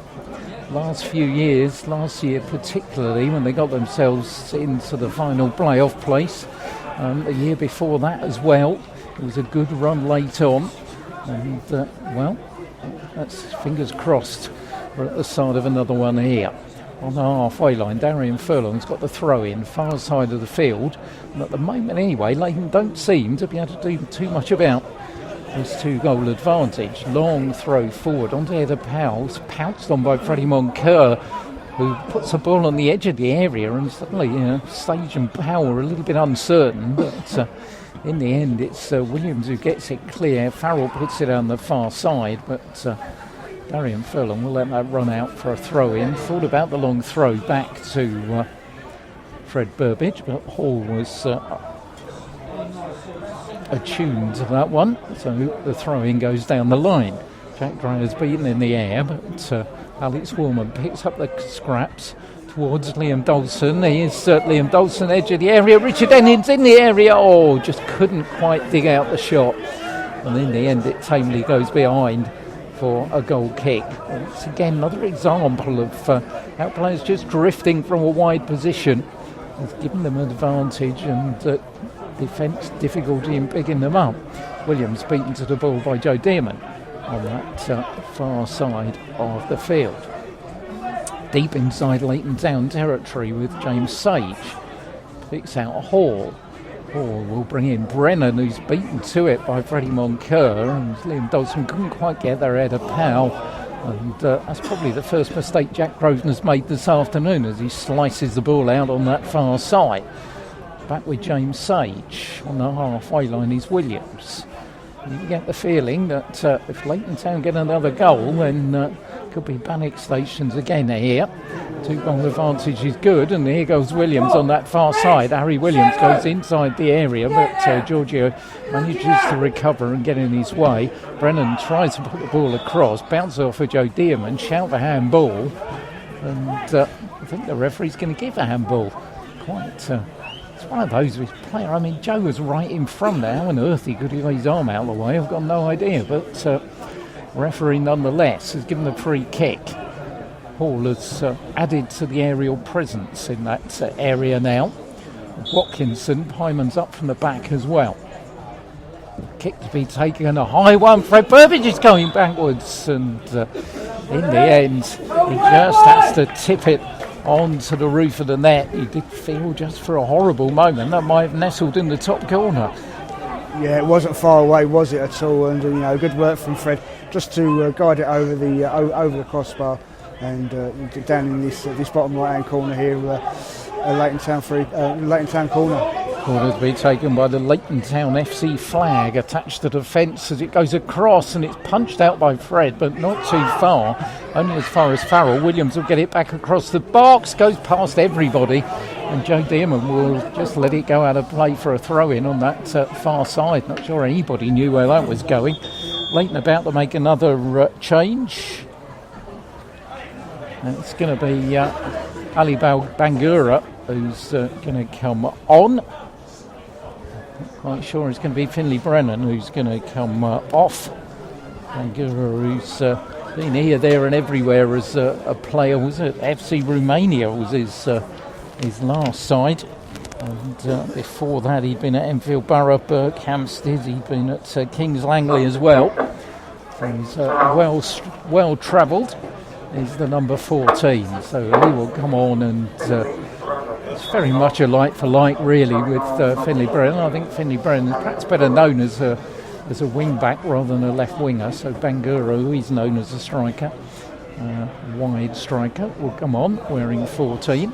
Meanwhile, wearing possession is Jack Dreyer, going right hand side of the box. Jack Dreyer for Liam Dawson, straight at the goalkeeper. Leon couldn't hold it, and in the end it's Sage who has to put it out for a throw-in on that far side. And it's just a defence that looks pretty sure for the opening 15-20 minutes of this game. The holes are beginning to appear in that Leighton Town defence. Steph Giorgio will take the throw-in. Darian Furlong not interested again, so it's not going to be a long one. Joe Dearman's the closest player to Steph, who's going to take the throw in. Joe Dearman does get it, surrounded by red shirts. Here's Steph Giorgio in the area again, but the ball in the end runs all the way through to Leon, who will pick it up in his orange shirts and thump it left-footed downfield. Sota goes up, does well, beats Watkinson to the ball. It lands at the feet of Farrell. Nice to turn away from the snapping heels of Freddie Moncur. Farrell gets it back again, plays it left-hand side to James Sage, still inside his own half. Sage forward to Simpson. Sage again. Will collect the ball on the halfway line. Hall tries to lay it off on the far side, gets it all wrong. Giorgio brings it back forward for Liam Dawson. Dawson has got Jack Dreyer inside him. It's just plays it the wrong side. Otherwise, Dreyer would have had a clear run on goal, and Ware would have had a real good opportunity to make it 4. Meanwhile, Barrett coming forward, but Richard Enning gets in the way and then grimaces in pain as the ball hits his left foot. So still feeling it is Richard Enning. Forward Pyman brings in Farrell on the halfway line. Far side of the field. He's given Sage a lot to do. Just gets there ahead of Joe Dearman and then gives Joe the ball. Joe Dearman's ball forward. Searching out Liam Dawson, and the goalkeeper had to be alert to it and came out and thumps the ball out on that far side. A couple of Ware substitutes start to warm up. But I think really It's Richard Ennings carrying the knock. He's the most likely one, but otherwise you wouldn't really want to change this, would you? No, not at all. No, you don't want to sort of like, when you're in this sort of like situation, you don't really want to disrupt things, do you? And you wouldn't think that unless absolutely necessary that there was that need to make a change. Well, we said they were awful last week. We call it like it is. I think they've done really well this week. It's much more like the Ware that we know. As Richard Enning picks the ball up, finds Freddie Moncur down the line to Liam Dawson, who's had an excellent game. Liam's had his best game for a while, playing in that centre-forward position. Got himself on the score sheet from the penalty spot as well for 19 this season. 3 behind Evan Mabona at the top of the 90 Minutes Live in association with Easy Shelf Golden Boot. David Soter will take the throw-in for Ware inside the Leighton Town half. Goes down the line looking for Richard Enning, but Barrett's in the way. Bangura's beaten to it by Alex Warman. Here's Warman again, plays the ball out wide for Joe Dearman. Sage is the defender. Giorgio's up there again, has put the brakes on, but does manage to maintain possession of the ball. Finds Dearman again. Dearman's cross, looking for Richard Enning. Linesman's flag up as the ball is put wide by Jack Dreyer anyway, in a good position. But once more, it's all about the movement for Ware. I think that's really what's most impressed me about this team so far in this match. There really has been some fluid movement out there, which at times, as it was particularly last week, has been lacking. Yeah, definitely. I think one thing that's really kind of helped things is Liam playing through the middles. Gives that availability to to Richard here on the left and Joe on the right. And I think one thing that I think has been different about Liam's game today is he doesn't seem to have been so selfish. And I don't mean that in a bad way. I'm not saying normally he's a selfish player, but sometimes when he gets an opportunity, he sort of tends to rather take the shot than find someone to lay it off to, and I think that's shown in sort of like certain situations. And in the situation where he got the assist for Steph, sometimes you'd have expected him to go on and take that shot and take the shot of goal, which I think he could have done in that situation today. But rather unselfishly, he's seen Steph running through and running past him and played it into him for him to take the lead and make it 3-1. Yeah, it was a super move and a super goal. It was reminiscent of a goal they scored a few years ago when Finlay Titchmarsh scored a goal against Harlow, which was fairly similar build-up and excellently taken by an attacking right fullback.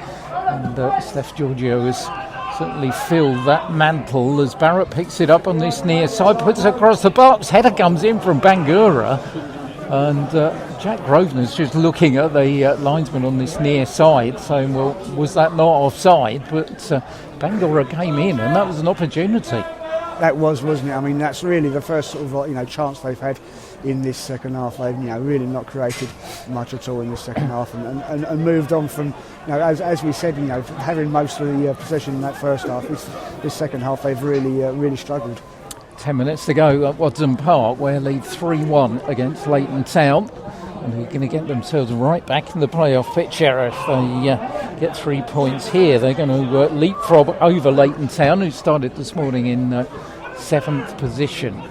So the ball on this near side is going to go out for a throw-in to Ware. We're saying that Colin Hay, Hertford's chairman, is here doing a scouting mission. One thing Colin will take from this game is if you can keep Leighton quiet in the first half, you've got every opportunity in the second, because that's what Ware have taken. It's Liam Dawson, long ball on the far side, good ball for Steph Giorgio. Steph Giorgio coming forwards, having to turn backwards. Joe Dearman's there. Steph Lowe managed to get the ball across the box, and it's headed out by Barrett at the far post. But Liam Dawson again manages to pounce on the ball and brings in Alex Warman. Alex away from two players on this near side for David Soter is Liam Dawson again, who's dropping in the midfield with real purpose. It's been, I think this has been probably one of his best games back.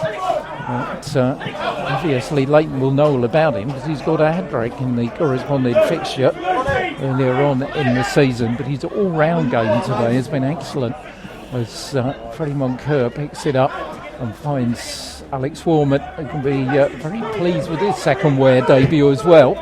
Long ball forward by David Soter, looking for the on-running Richard Ennin, but goalkeeper Leighton comes out and will collect it, bowls it out towards Louis Barrett on the halfway line, forward by Farrell. Watkinson had got the other side of Grosvenor, but again it's Darian Furlong who comes across and puts the ball out for a throw in. Leighton are about to make another substitution. I think the other thing about Jack Grosvenor coming in, Simon, is how confident Darian Furlong's looked this afternoon with him playing alongside him. Yeah, absolutely. I mean, if you think about it, they'd have only had the one, or at least maybe not even any, but at least one training session together, and for them to sort of have the partnership and look as confident as they both do with each other this afternoon, I think really is only a positive thing. Well, and I think also a testimony to how well Ware's two central defenders have just played is that top scorer Jake Watkinson's been taken off. So 10 goals this season. He's not had a sniff thanks to those two. Dylan Wilson is a striker, 24-year-old, who's coming on. Much more diminutive striker than the one that's just gone off. So he's going to pose a different threat as throw-ins taken on this near side of the field for Leighton Town. Time running out for them. If they're not going to face which, I'd say they've played a well. I mean, they've drawn at Bedford. They've won at some good places. They've only lost 3 away games all season. So that puts into perspective also the quality of this Ware performance as Freddie Moncur sets them forward again. Dalton's ball on the far side was looking for Joe Dearman, but Bangura did well to get in the way.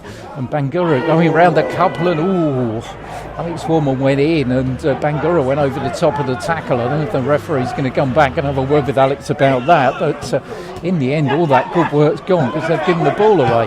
Got it back though with Farrell on the halfway line, turns away from Jack Dreyer, near side of the field for Pyman.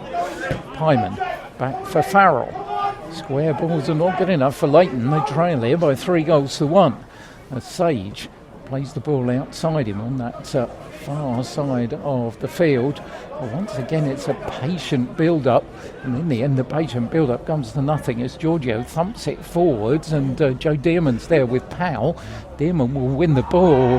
He's fouled by Powell, and that will do for a free kick for Ware. I think the referee is looking around for Alex Warman about that challenge on Bangura, and Alex is going to get a yellow card. So and that's fair play, I think, to the referee. He waited quite a time. It was a dangerous challenge, and I think he's done pretty well, referee, this afternoon. Yeah, I think he has, hasn't he? Obviously we've had no need to mention it, and I think yes, that's a fair yellow card for Alex. It was a poor challenge, and the referee did well to let play go on, and then obviously call it back once the ball's gone out of play, and find him. He did have to have a bit of a look around, didn't he, for him to find him? But he knew what he was doing, knew what he was going to do, and I don't think there are going to be too many complaints about that. It's Richard Ennin with a chance of a shot, but puts it high. Looks up, smile on his face. Well, he can smile because they're 3-1 up. But he won't want to replay of that one on YouTube. But Leighton restarts. Time is running out for the team from Bedfordshire. They've got 5 minutes left to try and get something out of this game, and they've got an unenviable record in the last 10 minutes of games of letting goals in as they press forward, as Freddie Moncur picks the ball up for Ware, finds Liam Dalton on the halfway line. Here goes Richard Ennin. He is onside this time. Richard Ennin's on the edge of the area. Barrett's there with him though and just manages to get to him. Richard Ennin maintains possession, finds Liam Dalton left hand side of the area. Liam's going to try the shot, and it goes wide of the target. Confidence is coming through this Ware side, and a Ware team that just 7 days ago conceded 4 second half goals to the team at the bottom of the table who'd only won 2 all season. Having said that, one of those 2 for Kempston was against Leighton Town. Long kick forward by Pyman on that far side, but Giorgio's in the way. And a couple of minutes on, and I'm going to ask you for man of the match, and I think that's I don't want to make that decision. It's a difficult one because there've been so many candidates out there. Well, Pete. I mean, I was thinking this, a couple of minutes ago. I'm thinking, I've got to find someone here to pick a man of the match from, and it's in complete contrast from last week because last week we didn't give a man of the match because there was absolutely no one to give it to, and today it could be any one of about 4 or 5 players, I think. And give me a couple of minutes and I'll have a think. Well, I think to be fair, I mean, everybody in the blue shirt's done their job. They've done what was set out to achieve. Is Liam Dawson trying to do a bit more here? Goes up with Powell, who went up with an elbow there, but luckily didn't connect. Freddie Moncur's done well, snapped the ball away. Liam Dawson forward. He's not offside. Liam's in the area, right foot, weak shot straight at the goalkeeper. And really, with the chances they've created, this could have been 7 or 8 in the second half. Here's Bangura on the halfway line for Leighton Town. Bangura threads it forward, no one at the home, and Darian Furlong will let that one run out, down by the corner flag on this near side for a throw-in to Ware. We'll talk to Bill Woolsey after this one, and what he says will be on 90 Minutes Live post-match tomorrow. And we'll find him in a lot better mood than he was this time last week. But again, we've been here before. It really is going to be about next week against Biggleswade and then away at Barton. If they can produce this kind of performance twice in a row or 3 times in a row, then the playoffs might be a real possibility. Ball goes out of play on this near side, and I think arms folded from Gary Flynn. I think he has accepted his team's fate here. They've been well beaten in this second half as Jack Dreyer heads it forward. Looking for Joe Dearman. Here's Liam Dawson again, right hand side of the box. Liam still going on to the right foot, takes a deflection, goes over the top, lands on the roof of the net, and Ware have a corner. Well, Liam's determined to get himself up. It's all to do with the 90 minutes live golden boot, It is, isn't it? That's what he wants, isn't it? That's what he's really after. He knows all about it, and he's like, right, I want that, and he's determined to get it. But no, I mean, it's been a great performance from Liam so far this afternoon, as it has for many others. I mean, I'm going to make a decision on my man of the match, and Liam obviously. In contention, he's got a goal and an assist. I think Richard Ennings had a great game. I think Joe Dearman, he's had a really good game. Steph Giorgio, he's done really well. Alex Warman, he's come in. It really could be any number of players, but I think for the difference. Well, just break here as Joe Dearman goes down in the area, and wow. Joe thought about a penalty, but the referee not interested. Sorry, Simon. Yeah, but I mean, the difference I've seen in the Ware defence, especially from last week, but not only that, but the last few games, and the way that sort of like he's came into this team, maybe had one training session, maybe not even any, but controlled the defence, formed that partnership with Darian, and given him his instructions. I'm going to give it to Jack Grosvenor. I think for coming in for your first game, the way he's looked and the way he's controlled things has been absolutely fantastic. Yeah, don't disagree with that at all. He's had an excellent debut as the number 6. He is our 90 Minutes Live in association with Easy Shelf Man of the Match, as we approach the last minute at Wadson Park with Ware leading by 3-1. Leighton Town coming forward with Harry Williams, threads it out on the far side for Bangura. No linesman's flag, ball comes across, and who is it? But Jack Grosvenor, who manages to get it clear. And Ware forward with Giorgio. Giorgio's ball on this near side, looking for Liam Dawson. Liam's onside here. Liam Dawson's in the box. Liam Dawson's round the goalkeeper, and Liam Dawson has hit the back of the net. 20 in the season for Liam. Leighton Town concede yet another goal in the last 10 minutes, and it's been a good afternoon for Ware. It might be cold, but the locals are going to go home with big smiles on their faces, because going into injury time, Ware lead 4-1. No, a fantastic goal again, wasn't it? A great ball over the top. Liam's controlled his run really well, kept himself onside, and run towards goal. Found himself with the keeper. Neat little touch to ball roll it round the keeper and calmly put it into the back of the net. and I'm sure that's going to send, as you say, everyone home happy this afternoon. Yeah, quite a few are heading out home to get warm, but they'll be smiling as they go. It's been an excellent second half. This has been as good a second half as Ware have produced all season. As last week was as poor a second half as they produced all season. So they've bounced back and done exactly what Paul Halsey would have wanted. As the ball was thumped clear on that far side. So Liam Dodson, 20 for the season. And I was saying, we consider he didn't start the season here as well. So 20, I think it's 20 goals in 22 games, which is some return for Liam. As Williams is robbed of the ball by Richard Enid, and we're coming fancy another one here. And Liam's in possession. As Jack Dreyer now finds Richard Enid. Richard Enid on the edge of the area. They're all calling for it. Everybody wants to get on the edge. Richard Enid still going. He's got red shirts all over him, and in the end, it's Leighton who sorted out.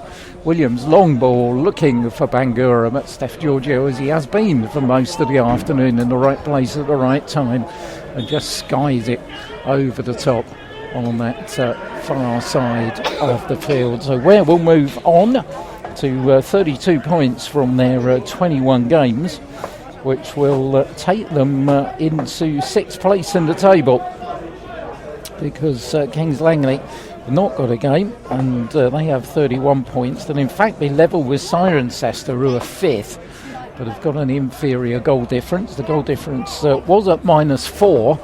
It will now be back to -1, providing they don't concede one in the final throws here. On this near side is Louis Barrett. Louis Barrett goes around David Soto, puts the ball across the box. And a free header missed by Dylan Wilson. Almost made to eat my words there. Would have been easier to put that in than miss it, I think. It would have been, a great opportunity there for him, wasn't it? He's come into the box, rather late, as you say. Free header, totally unmarked, and thankfully it's remained out of the Ware net. 4 minutes added on by our referee, just playing out time.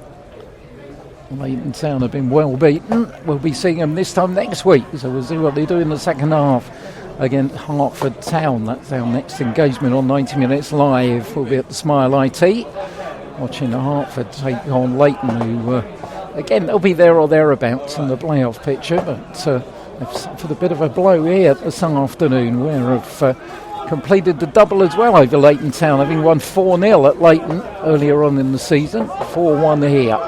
So 2 games aggregate of 8-1. Leighton have never really fared well here. The last time they won here was back in 2002. And it was actually their only win here. Not going to add to that this afternoon as Farrell turns the ball in and gives it away to Joe Dearman. It really has fallen apart. Joe looks to put it over the top of the keeper, and he has! Oh, what a goal from Joe Dearman! 40 yards out, Leon was off his line, he looked up and he curled it straight over the top of the Spanish goalkeeper to put the icing on a considerable cake. Ware 5, Leighton Town 1. Well, there was that opportunity in the first half, wasn't there, from Richard Enning when he saw the keeper off his line, and he took the opportunity, and that didn't go too far over the crossbar. But Joe Dearman, he's seen the opportunity once again in seeing the keeper come off his line, taking the chance, and there was no reaching that for the goalkeeper. He couldn't backpedal in time, and he stepped under the crossbar this time and given Ware a 4-goal lead. Well, the goal difference is back to level, thanks to that one from Joe Dearman, 4th of the season for Joe. He's gone in the space of 2 minutes to possibly going back to -2 to being level again, hasn't it? It's that kind of season, isn't it? 5-1, and that's going to be it. Lead the big cheers at our home fans. A convincing victory for Ware. Took a while to get going, it must be said, but once they did, and particularly in that second half, there was no holding them back. Awful last week, excellent this week. Finished Ware 5, Leighton Town 1. As you said before, Pete, I think that completely shows what this season has been like, doesn't it? If you compare last week's performance to this week's performance, again, I know we've said it so many times lately, but you just don't know what's going to happen in this division, do you? Just when you sort of like think, oh well, this team will beat that team, this will happen, that will happen.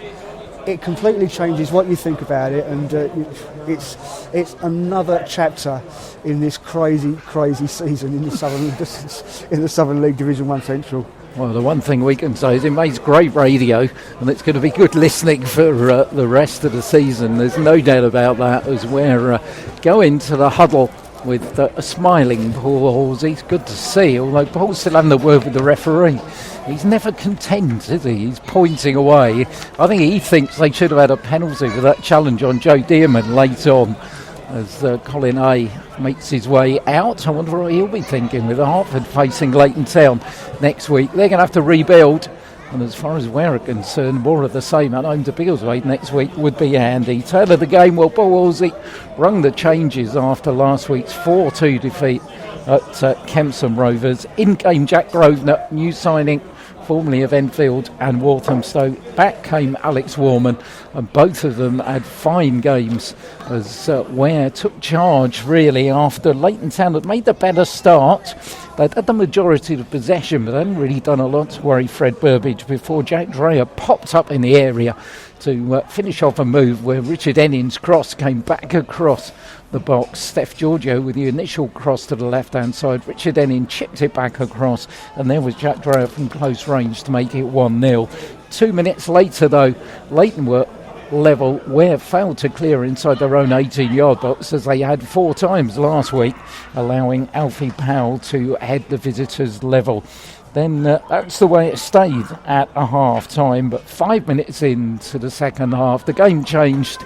It was two centre-backs who did the job. Mitch Hart's free kick was headed forward by Darian Furlong, and there was Jack Grosvenor, who was pulled to the ground by the opposing skipper, Lee Cooksey. Upset Liam Dawson with the penalty to make it 2-1. 12 minutes after that, probably the best of the game was a flowing move from beginning to end. Started off in his own half by Steph Giorgio via Liam Dawson, who set the fullback forward to thump in number 3. Liam Dawson scored number 4 from the edge of the area right on time, and then the spectacular from Joe Dearman 40 yards away. He noticed that Leon, the Leighton Town goalkeeper, was off his line, and he put the ball straight in the back of the net over the top of the keeper. So Fred Burbage is in front of this. What's he got on that T-shirt? It says, "Can't wait to have you back, Skip."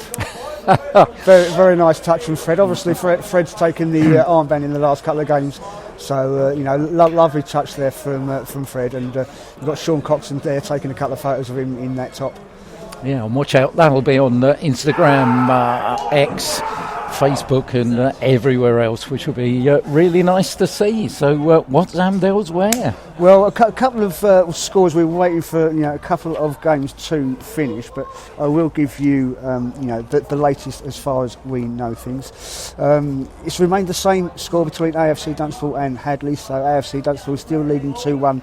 There, last I saw on X, there was just a couple of minutes of added time left there.